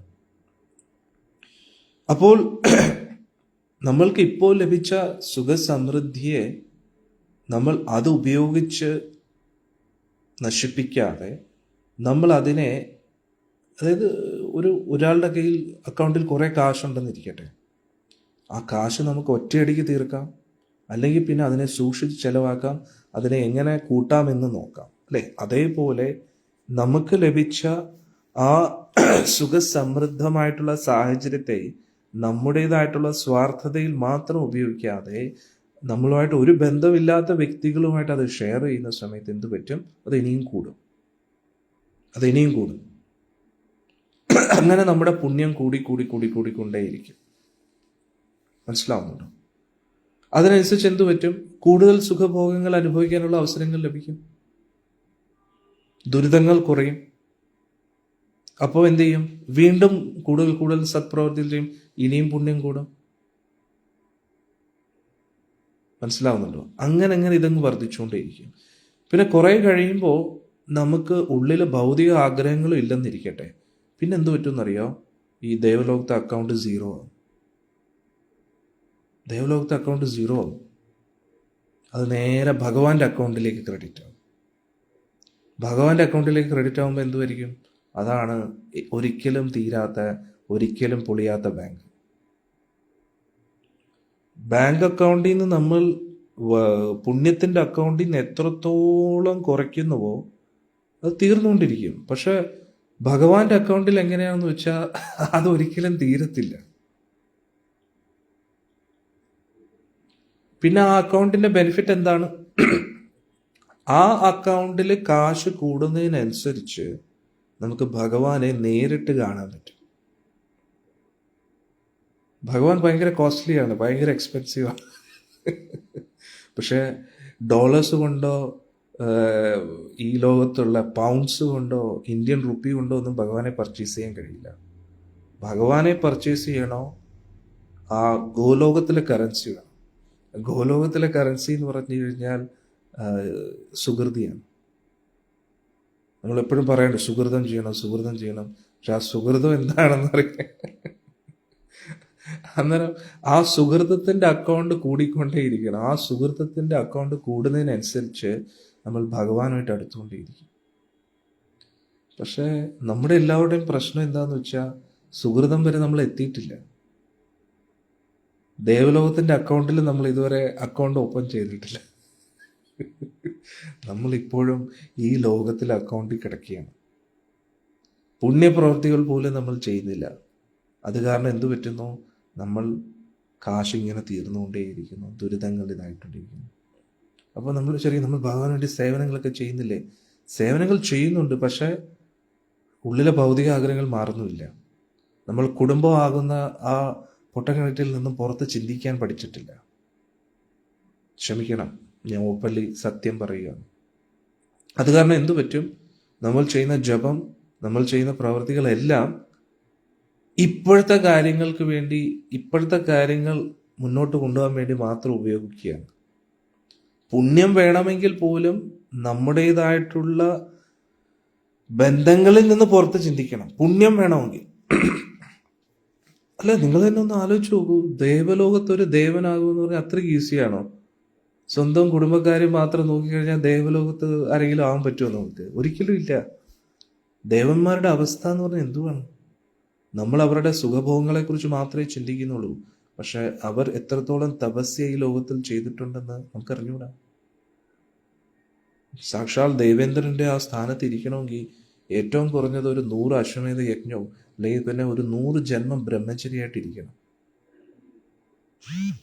എന്നാലോചിച്ചോ, 100 ജന്മം കഠിന ബ്രഹ്മചര്യത്തിൽ ഇരിക്കുന്നവർക്കാണ് ദേവലോകത്ത് ഇരിക്കാൻ പറ്റുന്നത്. എന്നാലോചിച്ചു. അന്നേരം ഒന്നാലോചിച്ചു, ഇതൊക്കെ എന്തുവാണ്? നമ്മൾ വിചാരിക്കുന്ന പോലെ അല്ല. പക്ഷെ നമ്മളിപ്പോഴത്തെ അവസ്ഥ എന്താണെന്ന് വെച്ച് കഴിഞ്ഞാൽ, ഈ ഈ ചില വ്യക്തികളില്ലേ, പാവപ്പെട്ടവരെന്നും പാവപ്പെട്ടവരായിട്ടിരിക്കുന്നു എന്ന് പറയുന്നില്ലേ? പക്ഷെ അതിൻ്റെ പുറകിൽ വേറൊരു കാര്യം കൂടെ ഉണ്ട്. ശരിയാ, പാപികൾ ഒരുപാട് പാവപ്പെട്ടവരെ ഒരുപാട് ചൂഷണം ചെയ്തു, അതൊക്കെ സത്യമാണ്. പക്ഷെ എന്നാലും കുറച്ചും കൂടെ അവരുടെ ജീവിത രീതി നിങ്ങൾ നോക്കിക്കഴിഞ്ഞാൽ എങ്ങനെയാണെന്ന് ചോദിച്ചാൽ, പാവപ്പെട്ടവരുടെ കയ്യിൽ ഇപ്പോൾ ഒരു ഡെയിലി കൂലിക്ക് വേണ്ടി വർക്ക് ചെയ്യുന്ന വ്യക്തികൾ, അവരുടെ കയ്യിൽ ഒരിക്കലും കാശ് കാണത്തില്ല. അവർക്ക് ചിലപ്പോൾ 1500 രൂപയൊക്കെ ആയിരിക്കും കൂലിയായിട്ട് കിട്ടുന്നത്. ആ രൂപ അവരുടെ കയ്യിൽ ഒരിക്കലും കാണത്തില്ല. നമ്മൾ 1500 × 30 വെച്ചിട്ടാണ് കാൽക്കുലേറ്റ് ചെയ്യുന്നത്. അപ്പോൾ 45,000 രൂപ എന്നാണ് നമ്മൾ വിചാരിക്കുന്നത്. പക്ഷേ പിറ്റേ ദിവസം നോക്കിക്കഴിഞ്ഞാൽ ആളുടെ 1 രൂപ പോലും കാണത്തില്ല. അപ്പോൾ എന്താ അവിടെ സംഭവിക്കുന്നത്? ആ വ്യക്തി 1 രൂപ പോലും സേവ് ചെയ്യാതെ എല്ലാം അന്ന് തന്നെ ചിലവാക്കുകയാണ്. അതുകൊണ്ട് അവസാനം എന്താവും? ഒന്നും കാണത്തില്ല. അത് എന്തിനു വേണ്ടിയാണ് ഉപയോഗിക്കുന്നത്? സ്വന്തം കാര്യത്തിന് വേണ്ടി മാത്രം ഉപയോഗിച്ചുകൊണ്ടിരിക്കും. മനസ്സിലായില്ലേ? തിന്നുക, കുടിക്കുക, ഉറങ്ങുക, ആസ്വാദനത്തിന് വേണ്ടി ഉപയോഗിക്കുക. അതുകൊണ്ട് വീട്ടുകാർക്ക് പോലും ഒന്നും കിട്ടത്തില്ല എന്നുള്ളതാണ്. ഇതേപോലെയാണ് നമ്മൾ ചെയ്യുന്ന പ്രവൃത്തികൾ. കൂലിപ്പണിക്കാരെ പോലെ അല്ല നമുക്ക് ആധ്യാത്മിക രീതിയിൽ പ്രവർത്തിക്കേണ്ടത്. എങ്ങനെ? അതിൻ്റെ അർത്ഥം കുറച്ച് നമ്മൾ ബുദ്ധി ഉപയോഗിക്കണം. നമ്മുടേതായിട്ടുള്ള സ്വാർത്ഥതയിൽ മുങ്ങി ജീവിച്ചു കഴിഞ്ഞാൽ, അതായത് എൻ്റെ ഭർത്താവ്, എൻ്റെ ഭാര്യ, എൻ്റെ കുടുംബം, എൻ്റെ മക്കൾ എന്ന് മാത്രം ഒതുങ്ങി നിന്ന് കഴിഞ്ഞാൽ പുണ്യം കുറഞ്ഞുകൊണ്ടേയിരിക്കും. പിന്നെ നമ്മുടെ ഈ പുണ്യം ഒന്നും കാണത്തില്ല. അങ്ങനെയാണെങ്കിൽ പിന്നെ സ്വർഗലോകത്ത് പോലും നമുക്ക് പോകാൻ കഴിയില്ല.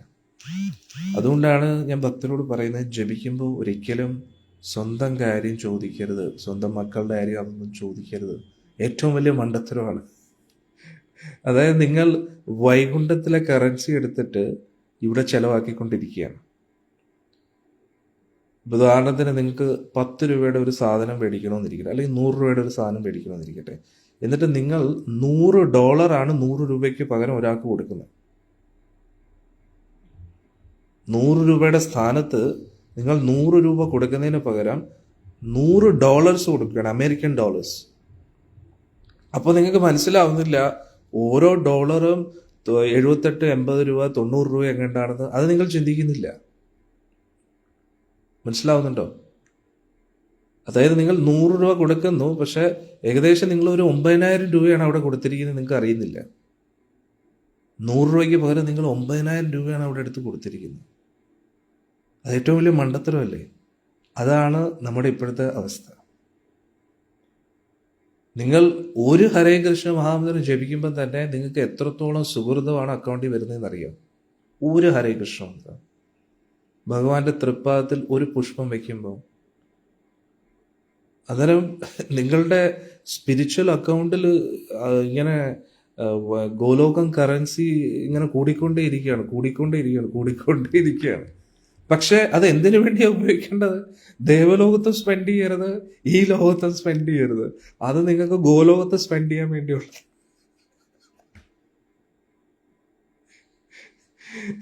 കാരണം ഗോലോകനാഥനായ ഗുരുവായൂരപ്പനെ നേരിട്ട് കാണാനും അദ്ദേഹവുമായിട്ട് അടുത്ത് നിൽക്കാനും നിങ്ങൾക്ക് ഈ കറൻസി വേണം. പക്ഷെ നിങ്ങൾ എന്താ ചെയ്യുന്നത്? അതെല്ലാം ഇവിടെ നിങ്ങളുടേതായിട്ടുള്ള സ്വാർത്ഥതയ്ക്ക് വേണ്ടി ഉപയോഗിക്കുകയാണ്. പുണ്യത്തിന് വേണ്ടി പോലും ഉപയോഗിക്കുന്നില്ല. ഇവിടെ ₹1 സാധനത്തിന് $1 അങ്ങ് എടുത്താൻ കൊടുക്കുകയാണ്. നാമം ജപിക്കുമ്പോൾ എൻ്റെ മകൻ്റെ എല്ലാ കാര്യവും നന്നാക്കണേ ഭഗവാനേ എന്ന് പറഞ്ഞിട്ട് ചെയ്യാം. അപ്പോൾ നിങ്ങളുടെ മക്കളാണെങ്കിൽ ജപിക്കത്തുമില്ല, ഭഗവാനിൽ വിശ്വാസം ഇല്ലാത്ത ആൾക്കാരായിരിക്കാം. അപ്പോൾ അവർക്കാണെങ്കിലോ ലോട്ടറി അടിച്ച അവസ്ഥയാണ്.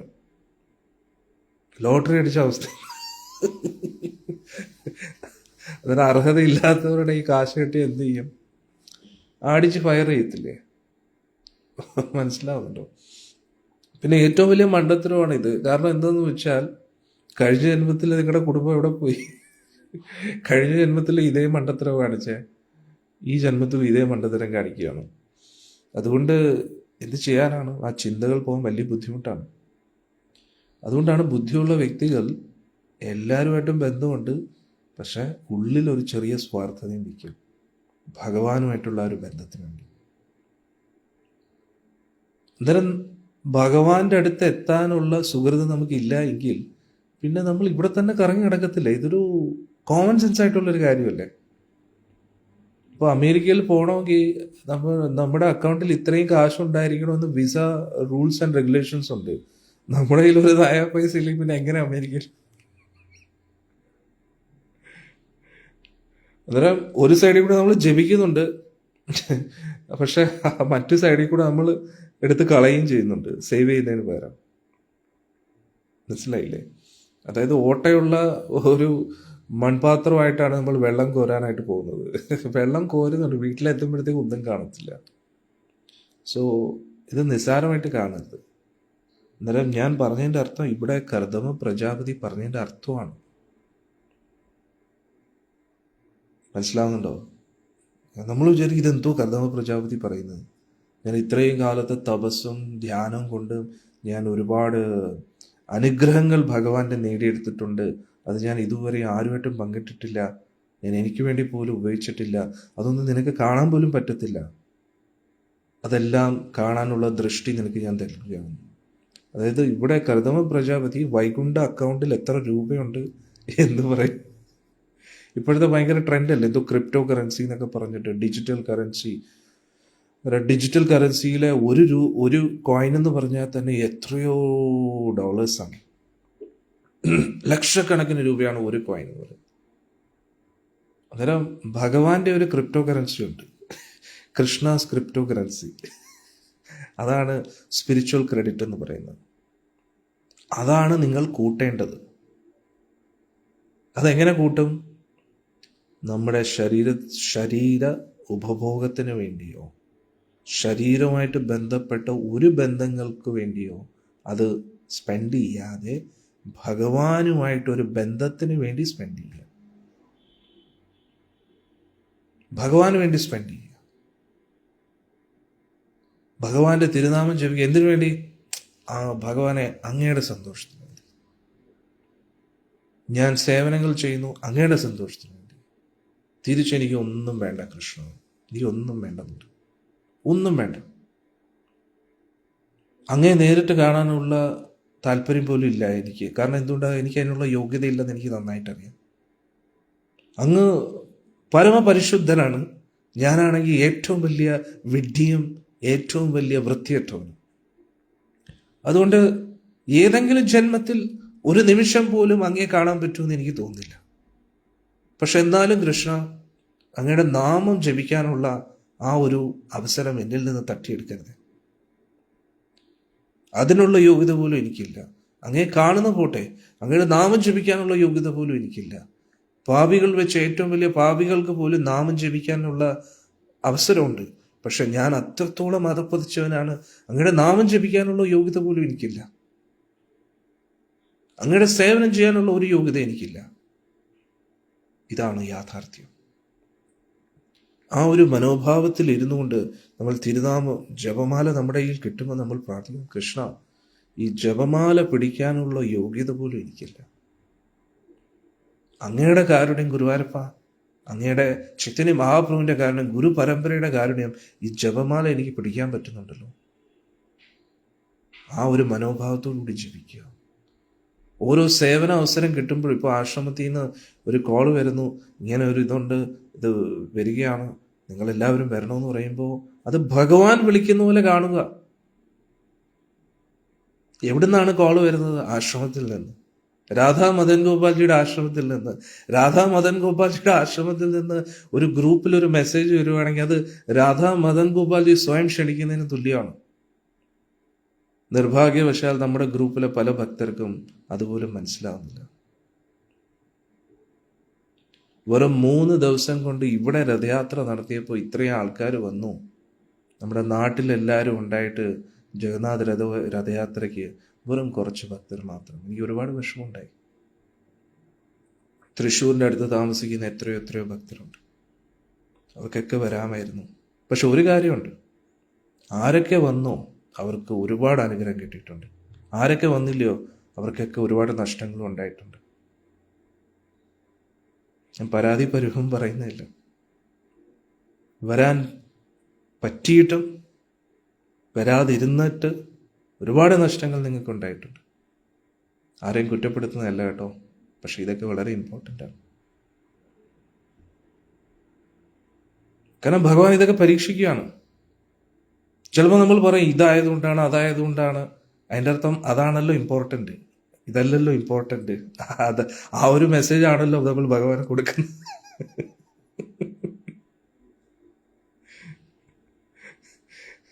ജഗന്നാഥ്പുരി രഥയാത്ര ഇത്രയും ഇമ്പോർട്ടൻ്റ് ആയിട്ടുള്ള രഥയാത്ര കഴിഞ്ഞ വർഷം നമ്മൾ ഇത്രയും ഭംഗിയായിട്ട് ഗുരുവായൂരിൽ നടത്തി. നിങ്ങളുടെ ഗുരു ഇപ്പോൾ ഇവിടെ ഇല്ല, ഇവിടെ എന്താ പറയുക, വൃന്ദാവനത്തിലാണ്. അത് സുഖിക്കാൻ വേണ്ടി ഇരിക്കുന്നതല്ല, ഭഗവാന് വേണ്ടി. നിങ്ങൾ ഇവിടെ വരുമ്പോൾ നിങ്ങൾക്കായിട്ടൊരു സ്ഥാനം, എന്തെങ്കിലും ഒരു ആശ്രമം നമ്മുടെ ഗുരുവായൂരിൽ ഭഗവാന്റെ കാരണത്താൽ റെഡിയായതുപോലെ ഇവിടെയും ഒരു ആശ്രമം പോലെ ഒരു അന്തരീക്ഷം ക്രിയേറ്റ് ചെയ്യാൻ വേണ്ടിയാണ് ഇവിടെ അടിയാൻ നിൽക്കുന്നത്.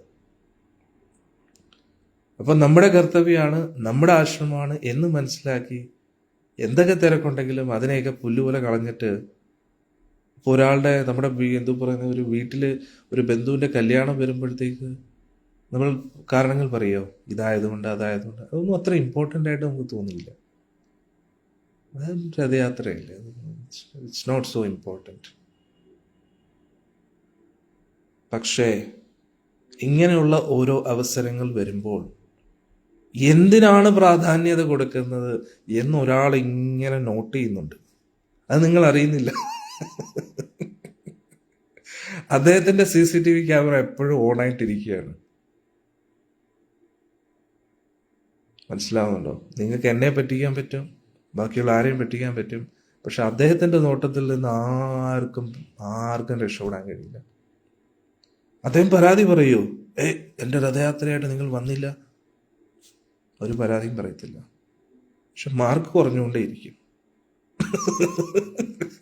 എവിടെ കുറയും? സ്പിരിച്വൽ അക്കൗണ്ട് കയറുന്നില്ല. ആരും വിഷമിപ്പിക്കാൻ പറയുന്നതല്ല കേട്ടോ, സത്യാവസ്ഥ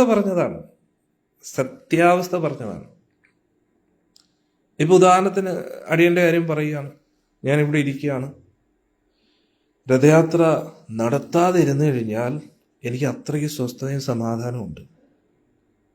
രഥയാത്ര 3 ദിവസത്തിനുള്ളിൽ നടത്തണം. ഞാനിവിടുത്തെ കുട്ടികൾ ഉറങ്ങാൻ പോലും പറ്റിയില്ല. കുട്ടികളാണെങ്കിൽ തീരെ ഉറങ്ങിയിട്ടില്ല. ഒന്ന് ആലോചിച്ച് നോക്കണം. കാരണം 3 ദിവസം കൊണ്ട് രഥം തയ്യാറാക്കണം. ഒന്ന് ആലോചിച്ച് നോക്കണം. അതുകൊണ്ട് രഥയാത്ര നടത്തണം എന്നൊരു തീരുമാനം എടുത്തപ്പോൾ ഏറ്റവും കൂടുതൽ ടെൻഷൻ, ഇപ്പോഴും അതിൻ്റെ ഹാങ് ഓവറിൽ നിന്ന് പുറത്തു വന്നിട്ടില്ല. ശാരീരികമായിട്ട് ഒരു ഭയങ്കര ഡിസ്റ്റർബൻസ് കൊണ്ട് മൈൻഡ് ഇപ്പോഴും ഒരു ഫോക്കസ് ചെയ്യാൻ പറ്റുന്നില്ല. കാരണം അത്രയ്ക്ക് സ്ട്രെയിനും സ്ട്രെസ്സും അനുഭവിക്കേണ്ടി വന്നു ഈ 3 ഡേയ്സിൻ്റെ ഉള്ളിൽ. അതിന് ഇത് വേണമെങ്കിൽ വേണ്ടാന്ന് വെക്കായിരുന്നു. അടുത്ത വർഷം രഥയാത്ര നടത്താമെന്ന് വിചാരിക്കായിരുന്നു. പക്ഷേ നമ്മൾ ആ സ്ട്രെസ് ഭഗവാന് വേണ്ടി എടുത്തപ്പോൾ സ്പിരിച്വൽ ക്രെഡിറ്റ് കയറിയിട്ടുണ്ട്. ഗോലോക അക്കൗണ്ടിൽ ഒരുപാട് കൃഷ്ണന്റെ ക്രിപ്റ്റോ കറൻസി കയറിയിട്ടുണ്ട്. ഇതാണ് എല്ലാവരും മനസ്സിലാക്കേണ്ടത്. ഇതാണ് ആർക്കും മനസ്സിലാക്കാൻ പറ്റാത്തത്. അതുകൊണ്ടാണ് നിരീശ്വരവാദികൾ, അവർക്ക് തോന്നും ഈ എന്തു പറയുന്നത്, ഇവരൊക്കെ എന്തിനാണ് ഈ ജപിക്കുന്നത്, എന്തിനു വേണ്ടിയാണ്? അത് ഇമ്പോർട്ടൻ്റ് ആണ്. നമ്മുടെ സ്പിരിച്വൽ അക്കൗണ്ടിൽ ധാരാളം സ്പിരിച്വൽ കറൻസി കയറണം. ഗോലോകത്തിലെ ഡോളേഴ്സ് കൊണ്ട് നിറയണം. നമ്മൾ ഇവിടെ കോടീശ്വരന്മാരായിട്ട് കാര്യമില്ല, അവിടെ കോടീശ്വരനായിരിക്കും. കാരണം എന്താ, അവസാനം ആ അക്കൗണ്ടിലെ ആ കാശ് ഉപയോഗിച്ചിട്ട് ഏറ്റവും ഈ ലോകത്തിലെ ഈ ബ്രഹ്മാണ്ടങ്ങളിൽ വെച്ച് ഏറ്റവും അമൂല്യമായിട്ടുള്ള ആ നീലമണിയെ പർച്ചേസ് ചെയ്യാൻ പറ്റണം നമുക്ക്. That diamond is the most expensive one. ആ നീലമണി, ഡയമണ്ട് അല്ല, സഫയർ, ബ്ലൂ സഫയർ, അതാണ് നമ്മുടെ ഗുരുവായൂരപ്പൻ. അന്നേരം ഈ ഒരു അക്കൗണ്ടിൽ ഈ കാശ് വെച്ചിട്ടേ അത് പർച്ചേസ് ചെയ്യാൻ പറ്റൂ. മനസ്സിലാവുന്നുണ്ടോ? അന്നേരം അത് ഒരു ജന്മത്തിൽ മാത്രമല്ല, ഇത്രയും ജന്മങ്ങളായിട്ട് എത്രത്തോളം നമ്മുടെ സുകൃതി നമുക്ക് കിട്ടിയിട്ടുണ്ടോ. പിന്നെ ഗുരു ഭയങ്കര കാരുണ്യമുള്ളവനാണെന്ന് എന്തുകൊണ്ടാ പറയുന്നതെന്നറിയോ? കാരണം ഹരേ കൃഷ്ണ മഹാമന്ത്രം നമ്മുടെ കയ്യിൽ വരണമെങ്കിൽ അതിന് നമുക്ക് സുകൃതി വേണം.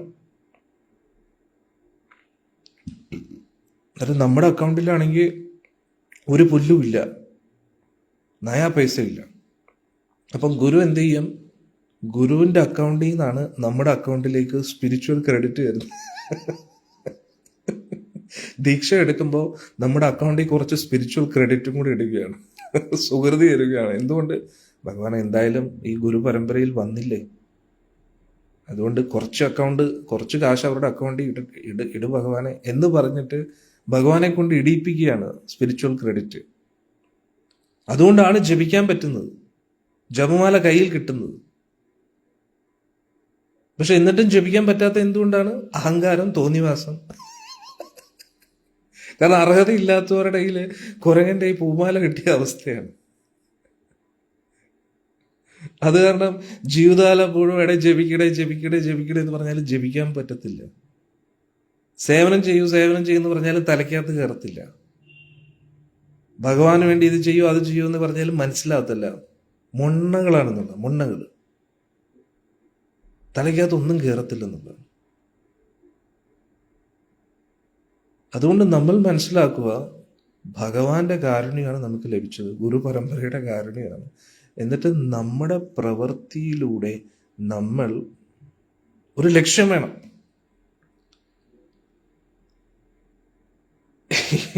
പിന്നെ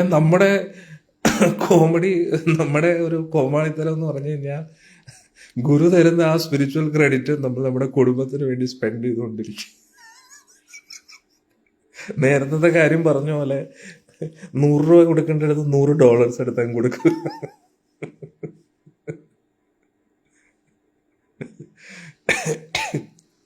ഇടയ്ക്ക് പുതിയതായിട്ടൊരു അമ്മ വൃന്ദാവന യാത്രയിൽ വന്നു. ഞാൻ പറഞ്ഞു, അപ്പൊ യാത്രയൊക്കെ ഇഷ്ടപ്പെട്ടു? ആ മോനെ ഇഷ്ടപ്പെട്ടു. മോനെന്നായിരുന്നു വിളിച്ചു. അന്നേരം സ്വാമിയുടെ അടുത്ത് എങ്ങനെയാ സംസാരിക്കാൻ അറിയത്തില്ല, ഓക്കെ അതൊക്കെ കുഴപ്പമില്ല, മോനെ വിളിച്ചു. ഞാൻ പറഞ്ഞു, ആ അമ്മയെ കുഴപ്പമില്ല, യാത്രയൊക്കെ വളരെ നന്നായിരുന്നു മോനെ. അമ്മയ്ക്ക് എന്തെങ്കിലും ആഗ്രഹമുണ്ടോ ഭഗവാനോട് പ്രാർത്ഥിക്കുക? ഒരേ ഒരു പ്രാർത്ഥനയുള്ളൂ, എൻ്റെ മക്കളുടെ പ്രശ്നങ്ങളെല്ലാം സോൾവ് ചെയ്യണം. ഞാൻ പറഞ്ഞ തീർന്നു. ഇത്രയും ദൂരം വന്ന് വൃന്ദാവനത്തിൽ വന്നിട്ട് ഇത്രയും ലക്ഷക്കണക്കിന് കറൻസി കിട്ടിയത് അതെല്ലാം കൂടെ കൊണ്ട് തൊലച്ച്.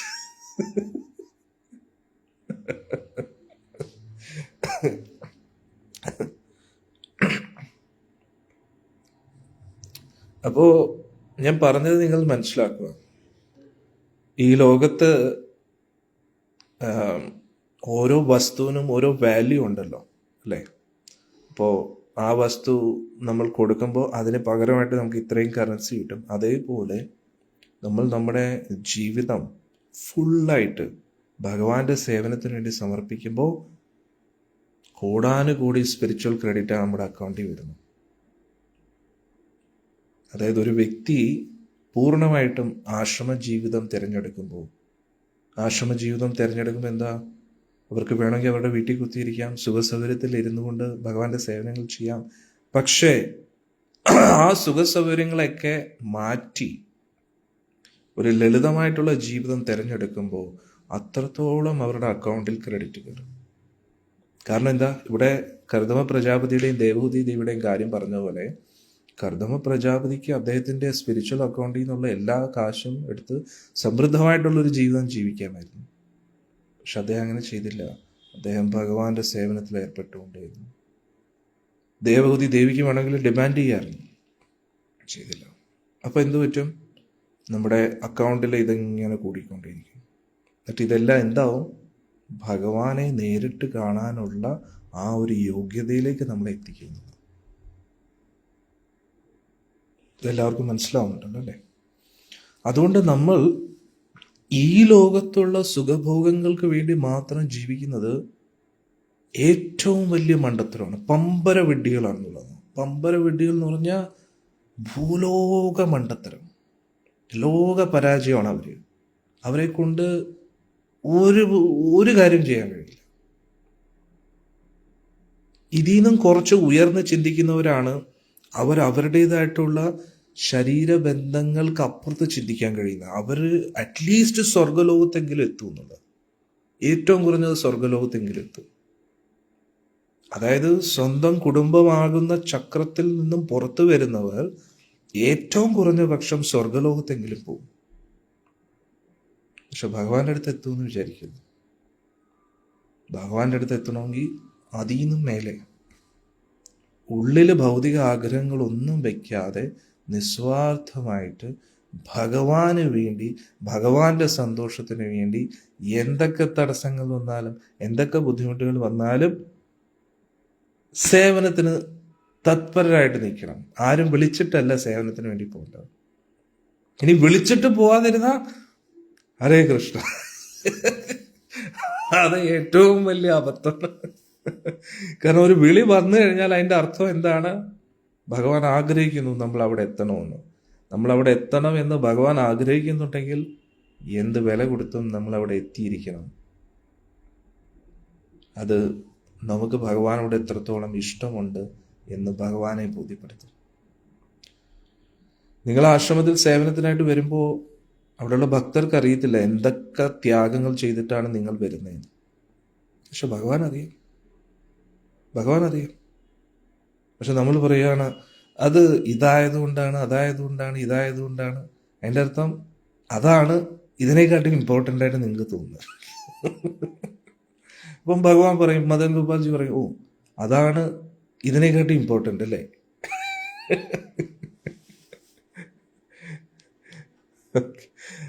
അപ്പോൾ നമ്മൾ പറയും, അല്ല ഭഗവാനെ, അങ്ങ് ഭഗവാനല്ലേ, ഇതെല്ലാം അങ്ങേക്ക് ശരിയാക്കിക്കൂടെ? ഓക്കെ, അതൊക്കെ ശരിയാക്കാൻ വേണ്ടിയാണ് നിങ്ങൾ ഇങ്ങോട്ട് വരുന്നത് അല്ലേ? അല്ല, എനിക്ക് വേണ്ടിയില്ല. ഇതെന്റെ കാൽക്കുലേഷൻ അല്ല, അദ്ദേഹത്തിന്റെ കാൽക്കുലേഷൻ. സോ എന്റെ ഉദ്ദേശം എന്ന് പറഞ്ഞാൽ അദ്ദേഹത്തിന്റെ ഉദ്ദേശം എന്താണെന്ന് നിങ്ങൾക്ക് പറഞ്ഞു തരുമോ?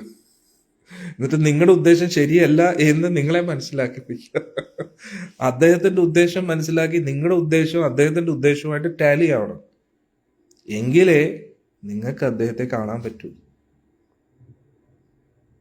നമ്മൾ ആഗ്രഹിക്കുന്നത് ഈ ലോകത്തിലെ ഏറ്റവും അമൂല്യമായിട്ടുള്ള ഒരു രത്നത്തെയാണ്. അങ്ങനെ കണ്ണി കാണുന്ന ആർക്കും കൊണ്ടുപോകാൻ പറ്റുന്നതാണോ ആ രത്നത്തെ? ദേവന്മാര് പോലും കൊതിക്കുന്നു. ദേവന്മാര് പോലും ഫെയിൽ ആവുന്ന ഇതുകൊണ്ടാണ്. കാരണം സാധാരണ മനുഷ്യരെക്കാട്ടി ഒരുപാട് ശ്രേഷ്ഠരാണ് അവർ. പക്ഷെ ഉള്ളിലെ ഭൗതികാഗ്രഹങ്ങൾ പോയിട്ടില്ല.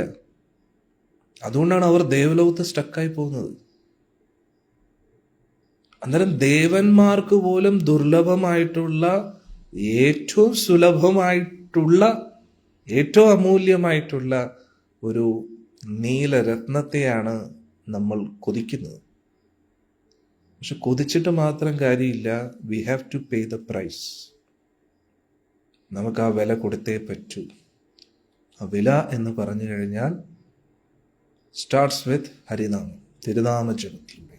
നമ്മൾ എത്രത്തോളം ശ്രദ്ധയോടുകൂടി, എത്രത്തോളം ആത്മാർത്ഥതയോടുകൂടി ഹരേ കൃഷ്ണ മഹാമന്ത്രം ജപിക്കുന്നുവോ അതാണ് ഫസ്റ്റ് സ്റ്റെപ്പ്. നിങ്ങൾ അയ്യോ ഇനി 16 മാല ജപിക്കണമല്ലോ എന്ന് ചിന്തിക്കാതെ ഓരോ മാല ജപിക്കുമ്പോഴും ഓരോ മന്ത്രം ജപിക്കുമ്പോഴും നിങ്ങളുടെ സ്പിരിച്വൽ അക്കൗണ്ടിൽ കറൻസി ഇങ്ങനെ കയറിക്കൊണ്ടിരിക്കുകയാണെന്ന് ഒരു ബോധം നിങ്ങൾക്ക് വേണം. നമ്മുടെ കയ്യിൽ കുറേ കാശുണ്ടെന്നിരിക്കട്ടെ, നല്ല പുത്തൻ നോട്ട് നമ്മൾ വെക്കുകയോ അതോ കീറി പറഞ്ഞ നോട്ട് വെക്കുകയോ? നല്ല തിളങ്ങുന്ന പുത്തൻ നോട്ട് അല്ലേ വെക്കേണ്ടത്? അല്ല കീറി പറഞ്ഞ ടേപ്പ് ഒട്ടിച്ചു കഴിഞ്ഞാൽ അത് അതിൻ്റെ വില ഇല്ല, അതാരും മേടിക്കത്തില്ല. അതേപോലെയാണ് ഓരോ ഹരേ കൃഷ്ണ മന്ത്രജപവും. ശ്രദ്ധയില്ലാതെ അങ്ങോട്ടും ഇങ്ങോട്ടും നോക്കിക്കഴിഞ്ഞാൽ കീറിയ നോട്ടുകൾ കുറേ ഇങ്ങനെ കൂട്ടിവെക്കുന്ന പോലെയാണ്. അതിന് പകരം നന്നായി ഫോക്കസ് ചെയ്ത് നല്ല കിടിലൻ നോട്ട് ഇങ്ങനെ ശേഖരിക്കുക. ഓരോ ഹരേ കൃഷ്ണ മഹാമന്ത്രവും കറൻസി ഇങ്ങനെ കയറിക്കൊണ്ടിരിക്കുക. എന്നിട്ട് ആ ജപിക്കുന്നതിനിടെ വേറെ എന്തെങ്കിലും ചിന്തിച്ചു കഴിഞ്ഞാൽ കറൻസി അങ്ങോട്ട് പോകുന്നതിനോട് ഇങ്ങോട്ട് പോയിക്കൊണ്ടിരിക്കും. അപ്പം 16 മാല ജപിച്ചു, പക്ഷെ അക്കൗണ്ടിൽ ഒന്നും കയറിയിട്ടും ഇല്ല. ഇവിടെ കുറെ സ്പെൻഡ് ചെയ്യുകയും ചെയ്തു. കുടുംബത്തിലെ കാര്യം, വീട്ടിലെ കാര്യം, ഓഫീസിലെ കാര്യം, നമ്മൾ അനുഭവിക്കുന്ന ദുരിതങ്ങളൊക്കെ ഇങ്ങനെ ചിന്തിച്ചുകൊണ്ടിരുന്ന കാശ് ഇവിടെ തന്നെ സ്പെൻഡ് ആവുന്നു. അതായത് 100 രൂപ സ്പെൻഡ് ചെയ്യുന്നിടത്ത് $100 സ്പെൻഡ് ചെയ്യുകയാണ്. വലിയ മണ്ടത്തരമാണ്.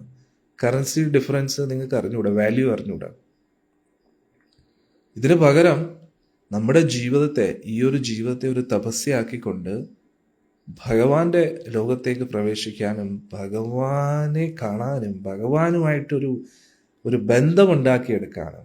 ഒന്ന് ആലോചിച്ച് നോക്കൂ, ഭഗവാനെ കുറിച്ച് കേൾക്കുമ്പോൾ നിങ്ങൾക്ക് ഇത്രയും സന്തോഷം ലഭിക്കുന്നു, ഇത്രയും സമാധാനം ലഭിക്കുന്നു. ഭഗവാന്റേതായിട്ടുള്ള ലോകത്ത് നിങ്ങൾക്ക് പോകാൻ കഴിയും എന്നൊരു വിശ്വാസം നിങ്ങൾ വെക്കുമ്പോൾ തന്നെ നിങ്ങൾക്ക് ഇത്രത്തോളം സന്തോഷവും സമാധാനം ലഭിക്കുമെങ്കിൽ, അതൊരു യാഥാർത്ഥ്യമാണ് എങ്കിൽ, ആ യാഥാർത്ഥ്യം നിങ്ങൾ നേരിട്ട് അനുഭവിച്ചറിയുമ്പോൾ നിങ്ങൾക്ക് എന്ത് സന്തോഷമായിരിക്കും. അത്രമാത്രം നിങ്ങൾ ചിന്തിച്ചാൽ മതി. ഈ ഒരു വിശ്വാസം തന്നെയാണ് നിങ്ങൾ കൊടുക്കുന്ന ഏറ്റവും വലിയ വില. ഭഗവാനെ നേരിട്ട് കാണാതെ, ഭഗവാന്റെ ലോകം നിങ്ങൾ നേരിട്ട് കാണാതെ, ഡയറക്റ്റ് ഒരു അനുഭൂതിയും ഇല്ലാതെ ഗുരു പറഞ്ഞതിൻ്റെ പേരിൽ മാത്രം അങ്ങനെ ഒരു ലോകമുണ്ടെന്നും അങ്ങനെ ഒരു ഭഗവാൻ നിങ്ങൾക്കായിട്ട് കാത്തിരിക്കുന്നു എന്ന് നിങ്ങൾ ഉറച്ചു വിശ്വസിച്ചുകൊണ്ട് ആ ഗുരു പറഞ്ഞു നൽകിയ ആ മന്ത്രത്തെ ജീവിതാന്ത്യം വരെയും ജപിക്കാൻ നിങ്ങൾ തയ്യാറാകുമ്പോൾ ആ വിശ്വാസമാണ് ഏറ്റവും വലിയ വില. ഏറ്റവും വലിയ വില നിങ്ങൾ കൊടുക്കേണ്ടതായിട്ടുള്ളത് അതാണ്. നിങ്ങൾ കൊടുക്കുന്ന വില അത് തന്നെയാണ് ഭഗവാൻ ഏറ്റവും മൂല്യമായിട്ട് കാണുന്നത്. ഭഗവാൻ അതാണ് കാണുന്നത്. കാരണം ഭഗവാൻ പറയും, എന്നെ കാണാതെ, എന്നെക്കുറിച്ച് ഒന്നും അറിയാതെ, എൻ്റെ പരമ്പരയിലൂടെ, എൻ്റെ ഒരു ഗുരു പരമ്പരയിലൂടെ കേട്ട കാര്യം നിങ്ങൾ ഉറച്ചു വിശ്വസിക്കുന്നുണ്ടെങ്കിൽ, അതായത് ചുരുക്കത്തിൽ പറഞ്ഞാൽ നിങ്ങൾ നിങ്ങളുടെ ഗുരുവിനെ ഉറച്ചു വിശ്വസിക്കുന്ന, അദ്ദേഹത്തിൻ്റെ വാക്കുകളെ ഉറച്ചു വിശ്വസിക്കുന്നുണ്ടെങ്കിൽ ഞാൻ നിങ്ങളെ സ്വീകരിക്കാം എന്നാണ് ഭഗവാൻ പറയുന്നത്. ഭാഗവത്തിൽ പറയുന്നുണ്ട്, ആർക്കാണോ അവരുടെ ഗുരുവിനെയും ഭഗവാനെയും ഉറച്ചു വിശ്വാസമുള്ളത്. അതിൻ്റെ അർത്ഥം എന്താണ്? ഗുരുവചനങ്ങളെ. ഓക്കെ, ഗുരു പറഞ്ഞല്ലോ ഹരേ കൃഷ്ണ മഹാമന്ത്രം, ഓക്കെ ജപിക്കാം. കാരണം എന്തോ ഞാനായിട്ടുണ്ടാക്കിയ മന്ത്രമാണ്, അതല്ല. എൻ്റെ ഗുരു എനിക്ക് പറഞ്ഞു നൽകിയ മന്ത്രമാണ്, പ്രഭുപാദി നൽകിയ മന്ത്രമാണ്, ഗുരു പരമ്പരയിലൂടെ വരുന്ന മന്ത്രമാണ് ഹരേ കൃഷ്ണ മഹാമന്ത്രം. അതല്ലാതെ ആരും കണ്ടുപിടിച്ച മന്ത്രമൊന്നുമല്ല. ഭഗവാന്റെ ലോകത്തിൽ നിന്നും ഭഗവാൻ ചൈതന്യ മഹാപ്രഭു തന്നെ കൊണ്ടുവന്ന മന്ത്രമാണ്. അതുകൊണ്ട് ആ ഒരു വിശ്വാസത്തിൽ ഉറച്ച് ജപിക്കുകയാണെങ്കിൽ ഒരു ദിവസം നിങ്ങൾ നേരിട്ട് ആ സത്യത്തെ അനുഭവിച്ചറിയാൻ കഴിയും. അതുകൊണ്ട് നമ്മൾ ശ്രദ്ധയോടുകൂടി എല്ലാ ദിവസവും ഹരേ കൃഷ്ണ മന്ത്രം ജപിക്കണം. എന്നിട്ട് ആ ജപത്തെ നമ്മുടേതായിട്ടുള്ള ഭൗതിക ലാഭത്തിന് വേണ്ടിയോ പുണ്യത്തിനോ വേണ്ടി ഉപയോഗിക്കാതെ, മണ്ടത്തരം കാണിക്കാതെ, ഭഗവാനുമായിട്ടുള്ള ഒരു നേരിട്ടുള്ള ഒരു സമ്പർക്കത്തിന് വേണ്ടി ആ ഓരോ സ്പിരിച്വൽ ക്രെഡിറ്റിനെയും സൂക്ഷിച്ചു വെക്കുക. ഒരു രൂപ പോലും ചെലവാക്കുക. ഒരു രൂപ പോലും ചിലവാക്കില്ല. ഒരു പിശുക്കൻ എങ്ങനെയാണോ കാശിനെ ഇങ്ങനെ കൂട്ടിവെക്കുന്നത്, അതേപോലെ നമ്മൾ ഭഗവാന് വേണ്ടി ചെയ്യുന്ന ഒരു പ്രവൃത്തി പോലും നമ്മുടേതായിട്ടുള്ള ഭൗതിക കാര്യത്തിന് വേണ്ടി ഉപയോഗിക്കാതെ പിശുക്കി ആ സ്പിരിച്വൽ ക്രെഡിറ്റ് ഇങ്ങനെ കൂട്ടിക്കൊണ്ടേയിരിക്കും. ഇപ്പൊ നിങ്ങൾ മനസ്സിലായോ ഓരോ ആൾക്കാർ എന്തിനാണ് ആശ്രമ ജീവിതം തിരഞ്ഞെടുക്കുന്നത്, അല്ലെങ്കിൽ ബ്രഹ്മചര്യ വ്രതത്തിലേക്ക് പോകുന്നതും സന്യാസത്തിലേക്ക് പോകുന്നതും എല്ലാം ഉപേക്ഷിച്ചിട്ട് ലളിതമായിട്ടുള്ളൊരു ജീവിതത്തിലേക്ക് പോകുന്നത് എന്തുകൊണ്ടാണ്? കാരണം അവർ ആർഭാടമായിട്ട് ജീവിക്കാൻ തുടങ്ങിക്കഴിഞ്ഞാൽ ഉണ്ടല്ലോ, അംബാനിയൊന്നും ഒന്നുമല്ല. കാരണം അത്രത്തോളം സ്പിരിച്വൽ കറൻസി അവരുടെ കയ്യിലുണ്ട്. ഏറ്റവും കുറഞ്ഞത് ഒരു 2-3 ജന്മങ്ങളെങ്കിലും അവർക്ക് സുഖസമൃദ്ധമായിട്ട് ജീവിക്കാൻ കഴിയും, ലക്ഷറിയസ് ലൈഫിൽ ജീവിക്കാൻ പറ്റും. എന്നാലും അവരുടെ അക്കൗണ്ട് തീരത്തില്ല. അത്രയ്ക്ക് പുണ്യം അവർക്ക് ലഭിച്ചിട്ടുണ്ട്. പക്ഷെ അവരെന്താ ചെയ്യുന്നത്?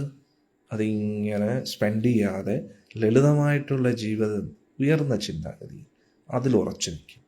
കാരണം അവർക്ക് ഇവിടെ ഒന്നും നേടിയെടുക്കാൻ താല്പര്യമില്ല. അവർക്ക് അവിടെയാണ് വേണ്ടത്, ഇവിടെ വേണ്ട, അവിടെ.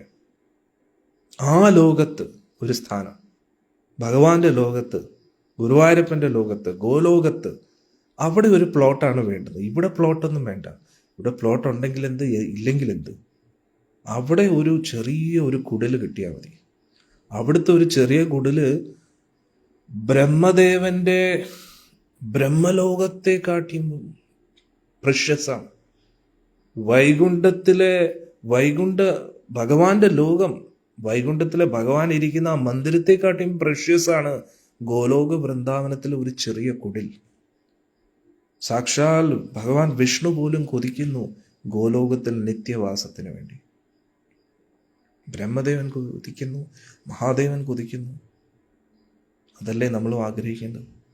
അതിനുള്ള യോഗ്യത നമുക്ക് ഇല്ലെങ്കിലും ഭഗവാൻ ആ കാരുണ്യം തരാൻ നമുക്ക് തയ്യാറാണ്. കാരണം ചൈതന്യ മഹാപ്രഭു വാതിൽ തുറന്നിട്ടിരിക്കുകയാണ് എല്ലാവർക്കും, പ്രത്യേകിച്ച് കലിയുഗത്തിലുള്ളവർക്ക്.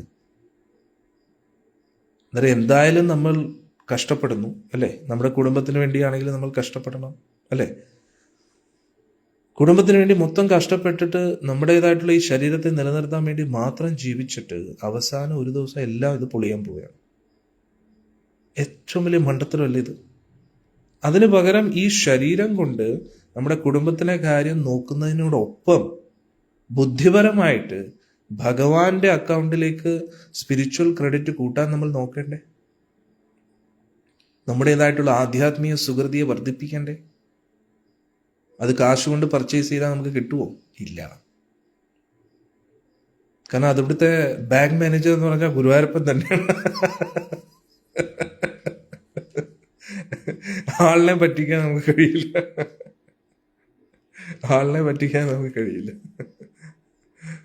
ഓക്കെ, എനിക്ക് വരാനൊന്നും പറ്റുന്നില്ല, ഞാൻ ഒരു കാര്യം ചെയ്യാം, മാസം 1 ലക്ഷം രൂപ അക്കൗണ്ടിലേക്ക് സേവനങ്ങൾക്ക് വേണ്ടി സമർപ്പിക്കുക. അപ്പോൾ അവിടെ 1 ലക്ഷം സ്പിരിച്വൽ ക്രെഡിറ്റ് ആവത്തില്ലേ? നോ, ഒരിക്കലും ആവത്തില്ല. അതെന്താ അങ്ങനെ ആവാത്ത? അവിടുത്തെ കാൽക്കുലേഷൻ വേറെയാണ്. ആ കാൽക്കുലേഷൻ പറഞ്ഞാൽ നിങ്ങൾ ചിലപ്പോൾ എന്നെ തെറ്റിദ്ധരിക്കുക. അവിടെ 1 രൂപ കൊടുക്കുന്നതല്ല നോക്കുന്നത്, ബാക്കി നിങ്ങളുടെ എത്ര ഉണ്ട്.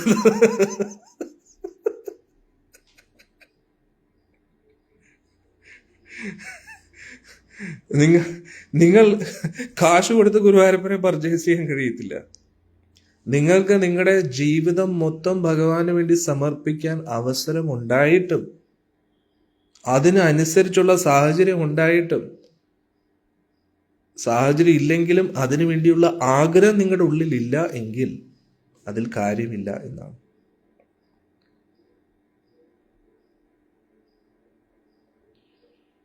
അതായത് കുറച്ചും കൂടെ സിമ്പിളായിട്ട് പറയുകയാണെങ്കിൽ, നിങ്ങളുടെ കയ്യിൽ 24 മണിക്കൂർ ഉള്ളതിൽ നിങ്ങൾക്ക് സത്യം പറഞ്ഞു കഴിഞ്ഞാൽ ഒരു 5 മിനിറ്റ് പോലും സ്വസ്ഥതയും സമാധാനവും ഇല്ല എന്നാണെങ്കിൽ, എന്നിട്ടും നിങ്ങൾ അതിൻ്റെ ഇടയിൽ 1 മാല ഭഗവാന് വേണ്ടി ജപിക്കുകയാണെങ്കിൽ 2 മാല ജപിക്കാനുള്ള സമയം, സാഹചര്യം ഭഗവാൻ ഒരുക്കി തരും.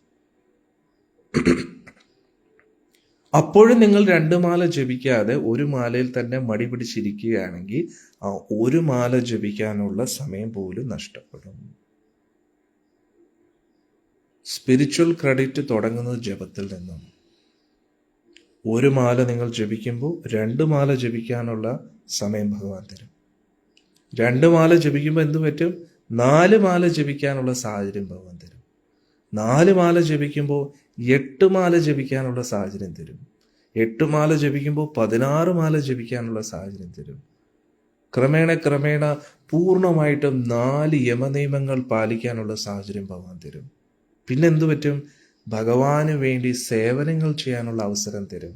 എന്നിട്ടും സേവനം ചെയ്യാൻ തയ്യാറല്ലെങ്കിൽ സേവന അവസരം നഷ്ടപ്പെടും. പിന്നെ ഭഗവാൻ സമയം തരത്തില്ല, സാഹചര്യം തരത്തില്ല. സമയം ഉണ്ടായിട്ടും ഭഗവാൻ വേണ്ടി സേവനം ചെയ്യാൻ താല്പര്യമില്ലാതിരിക്കുകയാണെങ്കിൽ പിന്നെ സേവനം നഷ്ടപ്പെടും. കാരണം ആ സേവനത്തിന്റെ മൂല്യം നമുക്കറിയുന്നില്ല. അങ്ങനെ തുടർച്ചയായിട്ട് സേവനം ചെയ്യാൻ വളരെ ആകാംക്ഷയോടുകൂടി, വളരെയധികം ഉത്സാഹത്തോടുകൂടി ഭഗവാൻ വേണ്ടി സേവനം ചെയ്യുമ്പോൾ എന്ത് പറ്റും? ആശ്രമത്തിൽ വന്ന് ഭഗവാന് വേണ്ടി സേവനങ്ങൾ ചെയ്യാൻ അവസരം തരും. അങ്ങനെ തുടർച്ചയായിട്ട് നമ്മൾ ആശ്രമത്തിൽ വന്ന് സേവനം ചെയ്യുമ്പോൾ എന്ത് പറ്റും? ഭഗവാൻ പൂർണ്ണമായിട്ടും ഭഗവാന് വേണ്ടി ജീവിതം സമർപ്പിക്കാനുള്ള അവസരം തരും. അങ്ങനെ ഒരു അവസരം കിട്ടിയിട്ടും അത് നമ്മൾ ചെയ്യാതിരിക്കുമ്പോൾ ആ അവസരവും നഷ്ടപ്പെടും. പൂർണ്ണമായിട്ടും ആശ്രമ ജീവിതം, അതായത് വേറെ എല്ലാം ഭൗതികമായിട്ടുള്ള എല്ലാത്തിനും ഉപേക്ഷിച്ച് പൂർണ്ണമായിട്ടും ഭഗവാന്റെ സേവനത്തിൽ ഭഗവാന് വേണ്ടി ജീവിതം സമർപ്പിക്കാനുള്ള ഒരു അവസരം നമുക്ക് ലഭിച്ചു കഴിഞ്ഞാൽ ഭഗവാന്റെ ലോകത്തേക്ക് ഭഗവാന്റെ നിത്യ പാർഷദനായിട്ട് ജീവിക്കാനുള്ള ഒരു അവസരം തരും. പക്ഷെ എന്തിൻ്റെ അടിസ്ഥാനത്തിൽ? എത്രത്തോളം നമ്മൾ ആശ്രമ ജീവിതത്തിൽ ഇരുന്നു കൊണ്ട് നമ്മുടേതായിട്ടുള്ള ഭൗതിക ആഗ്രഹങ്ങളെയൊക്കെ മാറ്റി പരിശുദ്ധ ഭക്തിയിലേക്ക് പുരോഗമിക്കാൻ ശ്രമിച്ചുകൊണ്ടേയിരിക്കണം. പക്ഷെ ആശ്രമ ജീവിതത്തിൽ ഇരുന്നിട്ടും നമ്മൾ പുറം ലോകത്തെ ആഗ്രഹങ്ങളാണ് സൂക്ഷിക്കുന്നതെങ്കിൽ മുന്നോട്ട് പ്രോഗ്രസ് വീണ്ടും ബ്ലോക്കാവും. ആശ്രമ ജീവിതത്തിൽ നിന്ന് പുറത്തു പോകേണ്ടി വരും. ഇത് ഓൺഗോയിങ് പ്രോഗ്രസ് ആണ്. ഒരു മാലയിൽ നിന്നാണ് തുടങ്ങുന്നത്, അവസാനിക്കുന്നത് ഗോലോകത്തിൽ ഭഗവാന്റെ ഒരു നിത്യദാസനായിട്ട് മാറുക എന്നതാണ്. അതായത് ഇതൊരു ഓൺഗോയിങ് പ്രോസസ്സാണ്. ഇങ്ങനെ പ്രോഗ്രസ് ആയിക്കൊണ്ടേ ഇരിക്കണം. എവിടെയെങ്കിലും നമ്മൾ നിർത്തിക്കഴിഞ്ഞാൽ നമ്മുടേതായിട്ടുള്ള മടി കൊണ്ടും അലസത കൊണ്ടും ഭൗതിക ആഗ്രഹങ്ങൾ കൊണ്ടും നിർത്തുകയാണെങ്കിൽ അവിടെ നമ്മുടെ തീർന്നു. ആശ്രമത്തിൽ സേവനത്തിന് ആൾക്കാരില്ലാത്തതുകൊണ്ടല്ല ഭക്തരെ വിളിക്കുന്നത്, നിങ്ങൾക്ക് സേവനത്തിന്റെ അവസരം ലഭിക്കാൻ വേണ്ടിയാണ് എന്ന് നിങ്ങൾ മനസ്സിലാക്കും. ആശ്രമത്തിൽ സേവനത്തിന് ആരും ഇല്ലെങ്കിൽ ദേവലോകത്ത് നിന്ന് ദേവന്മാർ ഇറങ്ങി വരും. ഇത് സംശയമുണ്ടോ? കാരണം ഇത് ഭഗവാന്റെ കാര്യമാണ്. ഭഗവാന്റെ കാര്യം ഒരിക്കലും മുടങ്ങത്തില്ലെന്നുള്ളതാണ്. പക്ഷേ എന്തുകൊണ്ട് ഭഗവാൻ ഇങ്ങനെ ഒരു അവസരം തരുന്നു? അത് നിങ്ങൾക്കൊരു അവസരമാണെന്ന് മനസ്സിലാക്കുക. ആ അവസരത്തെ അവഗണിക്കുകയാണെങ്കിൽ പിന്നെ അവസരം ഭഗവാൻ നൽകത്തില്ല. അത് ദയവ് ഇത് മനസ്സിലാക്കൂ. അതുകൊണ്ട് നമ്മൾ ഭഗവാന്റെ സേവനം ചെയ്യുകയാണെങ്കിൽ ഒരു മാലയിൽ നിന്ന് തുടങ്ങി ഭഗവാന്റെ ലോകത്തെത്തുന്നത് വരെ നമ്മുടെ യാത്ര തീരുന്നില്ല. ഇനി അവിടെ എത്തിയാലോ? അവിടെ പിന്നെ സേവനത്തോടുകൂടി സേവനം തന്നെയാണ്. അതുകൊണ്ട് ഈ സേവനത്തിന്റെ യാത്ര ഒരിക്കലും തീരുന്നില്ല. സേവനത്തിന്റെ യാത്ര ആരംഭിക്കുന്നത് ഒരു മാലയിൽ നിന്നാണ്. ഒരു മാല 2 മാലയായി, 2 മാല 4 മാലയായി, 8 മാലയായി, 16 മാലയായി, 4 യമനിയമങ്ങൾ പാലിക്കുക, ദീക്ഷയെടുക്കുക, തുടർച്ചയായിട്ട് ഭഗവാൻ ആ സന്നിധിയിൽ പോയി ഭഗവാനെ സേവനം ചെയ്യുക, ആശ്രമ സേവനം ചെയ്യുക, നിസ്വാർത്ഥമായിട്ട് സേവനം ചെയ്യുക, ഭൗതികമായിട്ട് ഒന്നും പ്രതീക്ഷിക്കാതിരിക്കുക. ഇങ്ങനെ സേവനം ചെയ്ത് മുന്നോട്ട് പോകുക. എന്നിട്ട് ഉള്ളില് ഭക്ത കൂട്ടായ്മയിൽ നിന്ന് സേവനം ചെയ്യുമ്പോഴാണ് നമ്മുടെ യഥാർത്ഥ മുഖം പുറത്തു വരുന്നത്, നമ്മുടെ ഉള്ളിലിരിക്കുന്ന യഥാർത്ഥ സ്വഭാവം പുറത്തു വരുന്നത്. അത്രയും കാലം അത് വരത്തില്ല. നമ്മുടെ വീട്ടില് മറ്റാരും ഭക്തി പരിശീലിക്കുന്നില്ലായിരിക്കും. അതുകൊണ്ട് നമുക്ക് തോന്നുന്നു നമ്മൾ വലിയ ഭക്തരാണെന്ന്. കുറൂരമ്മയും പൂന്താനും ഒക്കെ കഴിഞ്ഞാൽ പിന്നെ നമ്മളാണെന്ന് നമ്മൾ വിചാരിക്കും. പക്ഷെ ഒരു കൂട്ടം ഭക്തരുടെ കൂട്ടത്തിൽ നിന്ന് സേവനം ചെയ്യുമ്പോഴാണ് നമ്മുടെ ഉള്ളിലെ ആ തിന്മകൾ പുറത്തു വരുന്നത്. അപ്പോൾ അതിനെ നിയന്ത്രിക്കണം. ഗുരുഭൂതന്മാർ നമുക്ക് പറഞ്ഞു തരും, ഇത് ശരിയല്ല, ഇത് തെറ്റാണ്, ഇത് തിരുത്തണം. അപ്പോൾ അതിനെ അഹങ്കാരം കൊണ്ട്, ധാർഷ്ട്യം കൊണ്ട് അതിനെ എതിർക്കാതെ അത് സ്വീകരിച്ചുകൊണ്ട് ഇതെന്റെ നന്മയ്ക്കാണെന്ന് മനസ്സിലാക്കി അതിനെ മാറ്റുക. അതിനെ മാറ്റി പുരോഗമിക്കാൻ ശ്രമിച്ചുകൊണ്ടിരിക്കുക. അപ്പം എന്തു പറ്റും? ക്രമേണ നിങ്ങൾക്ക് മനസ്സിലാവും, ഒരു മാല ജപിക്കുമ്പോൾ ഞാൻ ഏതവസ്ഥയിലായിരുന്നു, ഇപ്പോൾ ഏതവസ്ഥയിലാണ്. ഇപ്പം നിങ്ങളും ചിന്തിക്കുക, ഒരു മാലയിലാണോ ഞാൻ ഇപ്പം നിൽക്കുന്നത്, അതോ ഇതിലെ ഏത് സ്റ്റേജിലാണ് ഞാൻ നിൽക്കുന്നത്? ഞാൻ ഇപ്പോൾ 2 മാല ജപിക്കുന്നുണ്ടോ, ഞാൻ 4 മാല ജപിക്കുന്നുണ്ടോ, ഞാൻ 8 മാല ജപിക്കുന്നുണ്ടോ, ഞാൻ 16 മാല ജപിക്കുന്നുണ്ടോ, 4 യമനിയമങ്ങൾ പാലിക്കുന്നുണ്ടോ, ദീക്ഷ എടുത്തിട്ടുണ്ടോ, സേവനങ്ങൾ ചെയ്യുന്നുണ്ടോ, ആശ്രമ സന്ദർശനം ചെയ്ത് സേവനങ്ങൾ ചെയ്യുന്നുണ്ടോ, ഭഗവാന് വേണ്ടി സേവനം ചെയ്യുന്നുണ്ടോ? അങ്ങനെയാണെങ്കിൽ അത് മാസത്തിൽ എത്ര പ്രാവശ്യമാണ് ഞാൻ അങ്ങനെ ചെയ്യുന്നത്? അതിൻ്റെ അർത്ഥം അത്രത്തോളം ഇനിയും പുരോഗമിക്കാനുണ്ട് എന്നാണ്. പൂർണ്ണമായിട്ടും നമ്മൾ നമ്മുടെ ജീവിതം ഭഗവാന് വേണ്ടി സമർപ്പിക്കുമ്പോഴാണ് ഉള്ളിലെ തിന്മകൾ നമുക്ക് തെളിഞ്ഞു വരുന്നത്. അതുവരെ ഉള്ളിലെ ഇരിക്കുന്ന ആ രോഗങ്ങൾ നമുക്ക് അറിയാൻ കഴിയില്ല. ഗുരുവിൻ്റെ നിർദ്ദേശം അനുസരിച്ച് നമ്മൾ സേവനം ചെയ്യുമ്പോൾ, ഭക്ത കൂട്ടായ്മയിൽ നിന്ന് സേവനം ചെയ്യുമ്പോഴാണ് ഉള്ളിലുള്ള പ്രശ്നങ്ങളൊക്കെ നമുക്ക് തിരിച്ചറിയാൻ കഴിയുന്നത്. അതുവരെ ഉള്ളിലൊരു രാക്ഷസനെയും വെച്ചുകൊണ്ടാണ് നമ്മൾ ഇരിക്കുന്നത്. എന്നിട്ട് നമ്മൾ വിചാരിക്കും നമ്മൾ ഭക്തിയിൽ പുരോഗമിച്ചു. നോ, ആയിട്ടില്ല. കാരണം നമ്മൾ ആഗ്രഹിക്കുന്നത് ഏറ്റവും പരമോന്നതമായിട്ടുള്ള ലക്ഷ്യമാണ്. അവിടെ എത്തണമെങ്കിൽ അതിനുള്ള പരിശീലനം നമുക്ക് ലഭിക്കണം. അതിനെന്ത് ചെയ്യണം? ഇവിടെ തന്നെ ഇരിക്കുമ്പോൾ തന്നെ പൂർണ്ണമായിട്ടും ഭഗവാന് വേണ്ടി ജീവിതം സമർപ്പിക്കാൻ നമുക്ക് കഴിയത്തില്ല എങ്കിൽ പിന്നെ എപ്പോഴാണ് നമ്മൾ ആ ലോകത്തേക്ക് പോകാൻ കഴിയുക?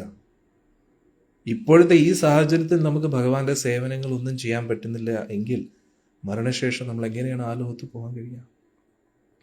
അതുകൊണ്ട് ഒരു മാല ജപിക്കുന്ന വ്യക്തികൾ ഞാൻ ഒരു മാല ജപിക്കുന്നുണ്ടല്ലോ എന്ന് വിചാരിക്കാതെ 2 മാല ജപിക്കാനുള്ള ആഗ്രഹം കാണണം. ആഗ്രഹം മാത്രം പോരാ, അതിനുവേണ്ടി എഫേർട്സ് ഇട്ടുകൊണ്ടേയിരിക്കണം. 2 മാല ജപിക്കുന്നവർ 4 മാല ജപിക്കാൻ ആഗ്രഹം കാണണം, 4 മാല ജപിക്കുന്നവർ 8 മാല ജപിക്കാൻ ആഗ്രഹം കാണണം, 8 മാല ജപിക്കുന്നവർ 16 മാല ജപിക്കാൻ ആഗ്രഹം കാണണം, 4 യമനിയമങ്ങൾ പാലിക്കാൻ ആഗ്രഹം കാണണം, സേവനം ചെയ്യാൻ ആഗ്രഹം കാണണം, അതിനുവേണ്ടി ശ്രമിക്കണം. ആശ്രമത്തിൽ വന്ന് സേവനം ചെയ്യാൻ ശ്രമിക്കണം. അത് മാസത്തിൽ ഒരിക്കലെങ്കിലും വരണം, അല്ലെങ്കിൽ പിന്നെ ആഴ്ചതോറും വരണം, എല്ലാ ദിവസവും വരണം. പൂർണ്ണമായിട്ടും ഭഗവാന്റെ സേവനത്തിന് വേണ്ടി ഇരിക്കണം. അതേസമയത്ത് ഉള്ളിലെ മാലിന്യങ്ങൾ മാറ്റണം. ഭൗതികമായിട്ട് ഒരു ആഗ്രഹങ്ങളും വെക്കാൻ പാടില്ല. ഇങ്ങനെ നമ്മൾ നിസ്വാർത്ഥമായിട്ട് നമ്മുടെ ജീവിതം, നമ്മുടെ സർവസ്വം ഭഗവാന് വേണ്ടി സമർപ്പിക്കുമ്പോൾ ഉള്ളിൻ്റെ ഉള്ളിൽ നിന്ന് നമ്മുടെ അനർത്ഥങ്ങളെല്ലാം പോകും. നിങ്ങൾ ഏതൊരു ഭക്തരെയും നോക്കിക്കോളൂ, അവരുടെ ജീവിതം ഇങ്ങനെ തന്നെയാണ്. നമ്മൾ പൂർണ്ണമായിട്ടും നമ്മുടെ ജീവിതം ഭഗവാന് വേണ്ടി സമർപ്പിക്കാതെ നമുക്ക് എങ്ങനെയാണ് ഭഗവാനെ കിട്ടാൻ കഴിയുക? നമ്മൾ നമ്മുടേതായിട്ടുള്ള സ്വാർത്ഥതയിൽ മുങ്ങി ജീവിക്കുകയാണെങ്കിൽ ഭഗവാനെ കുറിച്ച് ചിന്തിക്കുന്നത് വെറും ഒരു സ്വപ്നം മാത്രമാണ്. നമ്മുടെ കാര്യങ്ങളൊക്കെ നടന്നു പോകും. കാരണം എന്താ? നിങ്ങൾ ജപിക്കുന്നത് ഭഗവാന്റെ നാമമാണ്, അഖിലകോടി ബ്രഹ്മാണ്ഡ നായകന്റെ നാമമാണ്, ശ്രീമതി രാധാറാണിയുടെ നാമമാണ് ഹരേ കൃഷ്ണ മന്ത്രത്തിലുള്ളത്. അത്രയും പവർഫുൾ ആയിട്ടുള്ള മന്ത്രം ജപിക്കുന്നുണ്ട്. നിങ്ങളുടെ കുടുംബത്തിലെ കാര്യമൊക്കെ ഒരുവിധം നടന്നു പോകും. അത് മതിയോ? മാക്സിമം സ്വർഗലോകത്ത് പോകാൻ പറ്റും. അത് മതിയോ? അതാണോ നിങ്ങൾ ആഗ്രഹിക്കുന്നത്? ഈ പിന്നെ നിങ്ങളുടെ ഇഷ്ടം. പക്ഷെ ആരാണോ ഭഗവാനെ ലക്ഷ്യമാക്കി ജീവിക്കാൻ ആഗ്രഹിക്കുന്നത്, ഭഗവാന്റെ ലോകത്ത് പോകാൻ ആഗ്രഹിക്കുന്നത്, അവര് ത്യാഗം ചെയ്യാതെ അവർക്ക് ഭഗവാനെ ലഭിക്കാൻ കഴിയില്ല. അല്ലാതെ സ്വന്തം കാര്യത്തിന് വേണ്ടിയും മാത്രം ജീവിക്കുന്നത്, ഞാൻ നേരത്തെ പറഞ്ഞില്ലേ, 100 രൂപ കൊടുക്കേണ്ടടുത്ത് $100 കൊടുക്കുന്നതിന് തുല്യമാണ്. അതായത് ഭഗവാനുമായിട്ട് നേരിട്ടൊരു സമ്പർക്കം ലഭിക്കത്തക്കവണ്ണം നിങ്ങളുടെ സ്പിരിച്വൽ അക്കൗണ്ടിൽ സ്പിരിച്വൽ ക്രെഡിറ്റ് ഉണ്ടായിട്ടും അതെല്ലാം നിങ്ങൾ ഭൗതിക കാര്യങ്ങൾക്ക് വേണ്ടി ഉപയോഗിച്ചുകൊണ്ടിരിക്കുന്ന ഏറ്റവും വലിയ മണ്ടശിരോമണികളായിട്ട് മാറുന്നില്ല. അതായത് 1 രൂപ കൊടുക്കേണ്ടടുത്ത് 9,000 രൂപയ്ക്ക് എടുത്ത് കൊടുക്കുകയായിരിക്കും. എത്ര വലിയ മണ്ടത്തരമല്ലേ? അതാണ് ഇപ്പം നടക്കുന്നത്. അതായത് ഈ ലോകത്തിലെ താൽക്കാലിക പ്രശ്നങ്ങളെ പരിഹരിക്കാൻ വേണ്ടി നിങ്ങൾ നിങ്ങളുടെ നാമജപത്തെ ഉപയോഗിക്കുകയാണ്. നാമജപത്തിലൂടെ എത്രത്തോളം അനുഗ്രഹങ്ങളാണ് നിങ്ങൾക്ക് ലഭിക്കാൻ പറ്റുന്നത്, അതിനെ വെറും നിസാര കാര്യങ്ങൾക്ക് വേണ്ടി ഉപയോഗിച്ചുകൊണ്ടിരിക്കുക. മനസ്സിലാവുന്നുണ്ടോ? അതെല്ലാം ഇന്നത്തെ സത്സംഗം എല്ലാവരും വളരെ ശ്രദ്ധിച്ച് കേട്ടു എന്ന് വിചാരിക്കുന്നു. കേട്ടില്ലെങ്കിൽ വീണ്ടും കേൾക്കുക. അപ്പോൾ ഇതെല്ലാം എന്തിനു വേണ്ടി ഞാൻ പറഞ്ഞു? കർദമ പ്രജാപതി എന്തുകൊണ്ട് അദ്ദേഹത്തിൻ്റെ ആ തപോബലത്തെയും യോഗബലത്തെയും ഉപയോഗിച്ചില്ല എന്നതാണ്. അതാണ് ഞാൻ പറഞ്ഞു വന്നത്. അതായത് എന്താണ് ഈ തപോബലം? തപോബലം എന്ന് പറഞ്ഞാൽ എത്രത്തോളം നമ്മുടെ ശരീരത്തിൻ്റെ പ്രവണതകളെ നിയന്ത്രിക്കുന്നോ അതിനെ തപോബലം എന്ന് പറയുന്നു. എത്രത്തോളം നമ്മൾ ഭഗവാനുമായിട്ട് അടുത്തുവോ അതിനെ യോഗബലം എന്ന് പറയുന്നു. ഇത് രണ്ടും വേണം. തപോബലം വേണം, യോഗബലം വേണം. തപോബലം എന്താ? ശരീര പ്രവണതകളെ നിയന്ത്രിക്കുന്നതിനെ തപോബലം എന്ന് പറയുന്നു. അതായത് കണ്ണുകൊണ്ട് പല രൂപങ്ങളെയും കാണാൻ ആഗ്രഹിക്കുന്നു, പക്ഷെ കാണുന്നില്ല എന്ന് തീരുമാനിക്കുന്നു. ചെവി കൊണ്ട് നമുക്ക് ഇഷ്ടപ്പെടുന്ന പല ശബ്ദങ്ങളും കേൾക്കാൻ ആഗ്രഹിക്കുന്നു, പക്ഷെ കേൾക്കാൻ താല്പര്യം കാണിക്കുന്നില്ല, കേൾക്കുന്നില്ല എന്ന് തീരുമാനിക്കുന്നു. താല്പര്യമുണ്ട്, പക്ഷെ കേൾക്കുന്നില്ല എന്ന് തീരുമാനിക്കുന്നു. നാവ് കൊണ്ട് പലതും രുചിക്കാൻ ആഗ്രഹിക്കുന്നു, പക്ഷെ രുചിക്കുന്നില്ല എന്നൊരു തീരുമാനം എടുക്കുന്നു. ഇതേപോലെ ഓരോ ഇന്ദ്രിയങ്ങളെയും അതിൻ്റെ പ്രവണതകളിൽ നിന്നും നിയന്ത്രിക്കുന്നതിനെയാണ് തപോബലം എന്ന് പറയുന്നത്. യോഗബലം എന്ന് പറഞ്ഞു കഴിഞ്ഞാൽ ഭഗവാനുമായിട്ട് അടുക്കാൻ വേണ്ടി നമ്മൾ ചെയ്യുന്ന പ്രവൃത്തികൾ. ഈ തപോബലം യോഗബലം ഇല്ലെങ്കിൽ നമുക്ക് എങ്ങനെയാണ് ഭഗവാനെ കാണാൻ കഴിയുക? ബ്രഹ്മദേവൻ പോലും ഭഗവാന്റെ നാഭിയിൽ നിന്നാണ് വന്നത്. താമര ഇങ്ങനെ വിടർന്നു, ബ്രഹ്മദേവൻ പുറത്തു വന്നു, പക്ഷെ ബ്രഹ്മദേവന് ഭഗവാനെ കാണാൻ കഴിഞ്ഞില്ല. തപോബലവും യോഗബലവും ഇല്ല. ബ്രഹ്മദേവനെ തപസ് ചെയ്യേണ്ടി വന്നു. 1000 ദേവവർഷം ബ്രഹ്മദേവൻ കണ്ണടച്ച് ഇങ്ങനെ തപസ് ചെയ്തു. ആ തപോബലവും യോഗബലവും നേടിയെടുത്തു. അതായത് തപോബലത്തിലൂടെ നമ്മൾ ഈ ലോകത്തിൽ നിന്ന് ഡിസ്കണക്റ്റഡ് ആവും, യോഗബലത്തിലൂടെ നമ്മൾ ഭഗവാനുമായിട്ട് കണക്റ്റഡ് ആവും. ഈ ലോകത്തിൽ നിന്നും ഡിസ്കണക്റ്റഡ് ആവാതെ ഭഗവാനുമായിട്ട് നമുക്ക് കണക്റ്റ് ആവാൻ കഴിയില്ല. അതുകൊണ്ട് ചില വ്യക്തികൾ അവകാശപ്പെടുത്തില്ലേ, ഞാൻ ഭഗവാനെ കണ്ടു എന്നൊക്കെ പറയുന്നത് അവരെത്രത്തോളം ഈ ലോകത്തിൽ നിന്ന് ഡിസ്കണക്റ്റഡ് ആണ്, അതിനനുസരിച്ചേ നമുക്ക് ഉറപ്പ് വരുത്താൻ പറ്റൂ അവർ യഥാർത്ഥത്തിൽ ഭഗവാനെ കണ്ടിട്ടുണ്ടോ എന്ന്. കാരണം യഥാർത്ഥത്തിൽ ഭഗവാനായിട്ട് കണക്റ്റഡ് ആയോ ഉടൻ തന്നെ ഈ ലോകമായിട്ട് ഡിസ്കണക്റ്റഡ് ആവും. നമ്മൾ ഈ ലോകമായിട്ട് ഡിസ്കണക്റ്റഡ് ആയോ ഭഗവാനുമായിട്ട് കണക്റ്റഡ് ആകാനുള്ള ഒരു ടെൻഡൻസി നമുക്ക് വരും. പക്ഷേ ആരാണോ ഈ ലോകത്തിൻ്റെ ലക്ഷറിയസ് ഗ്ലിറ്ററിങ് അതില് ഈ ലോകത്തിന്റെ തിളക്കത്തിൽ ഇങ്ങനെ ഉത്സാഹത്തോടു കൂടി ഇരിക്കുന്നത് അവർക്കൊരിക്കലും ഭഗവാന്റെ ആ ഒരു തിളക്കം കാണാൻ കഴിയില്ല. അവർക്കൊരിക്കലും അത് തിരിച്ചറിയാൻ കഴിയില്ല. ഏറ്റവും സിമ്പിളായിട്ട് പറയുകയാണെങ്കിൽ, ഒരു പന്നി മലം കഴിച്ച് ശീലമായി കഴിഞ്ഞാൽ വിഭവസമ്പന്നമായിട്ടുള്ള ഒരു സദ്യ ആ പന്നിയുടെ മുമ്പിൽ കൊടുത്താലും പന്നിക്ക് ആ സദ്യ കഴിക്കാൻ താല്പര്യം കാണത്തില്ല. അതിനെ ഒരു വെറുപ്പോട് കൂടിയായിരിക്കും നോക്കുന്നത്. പന്നിക്ക് എപ്പോഴും പന്നിമലമായിരിക്കും ഇഷ്ടം. കാരണം ആ സദ്യയുടെ സ്വാദ് എന്താണെന്ന് അറിയണമെങ്കിൽ ആ പന്നി ശരീരത്തിൽ നിന്നും പുറത്തു വന്ന ഒരു മനുഷ്യ ശരീരം സ്വീകരിക്കണം. അതേപോലെ ഈ ലോകത്തിന്റെ ആസ്വാദനത്തിനോടുള്ള ആ ത്വര അകറ്റെങ്കിൽ മാത്രമേ ഭഗവത് കാര്യങ്ങളിൽ നമുക്ക് താല്പര്യം കാണും. അതുകൊണ്ട് തപോബലം എന്ന് പറഞ്ഞു കഴിഞ്ഞാൽ ഇന്ദ്രിയ ആസ്വാദനത്തിൽ നിന്നും വിരമിക്കുക, യോഗബലം എന്ന് പറഞ്ഞാൽ ഭഗവാന്റെ സേവനത്തിൽ ഏർപ്പെടുക എന്നതാണ്. ഈ തപോബലവും യോഗബലവും വർദ്ധിക്കുന്നതിനനുസരിച്ച് നമുക്ക് എന്ത് പറ്റും? ഭഗവാനുമായിട്ടുള്ള നേരിട്ടൊരു സമ്പർക്കം നമുക്ക് ലഭിക്കും. ഭഗവാനെ നേരിട്ട് കാണാൻ നമുക്ക് പറ്റും എന്നാണ് നമ്മൾ മനസ്സിലാക്കുന്നത്. ഹരേ കൃഷ്ണ. ഇതാണ് ഇന്നത്തെ സത്സംഗത്തിൽ നമ്മൾ മനസ്സിലാക്കുന്നത്. ഇനി നമുക്ക് അടുത്ത സത്സംഗത്തിൽ കാണാം. ഹരേ കൃഷ്ണ.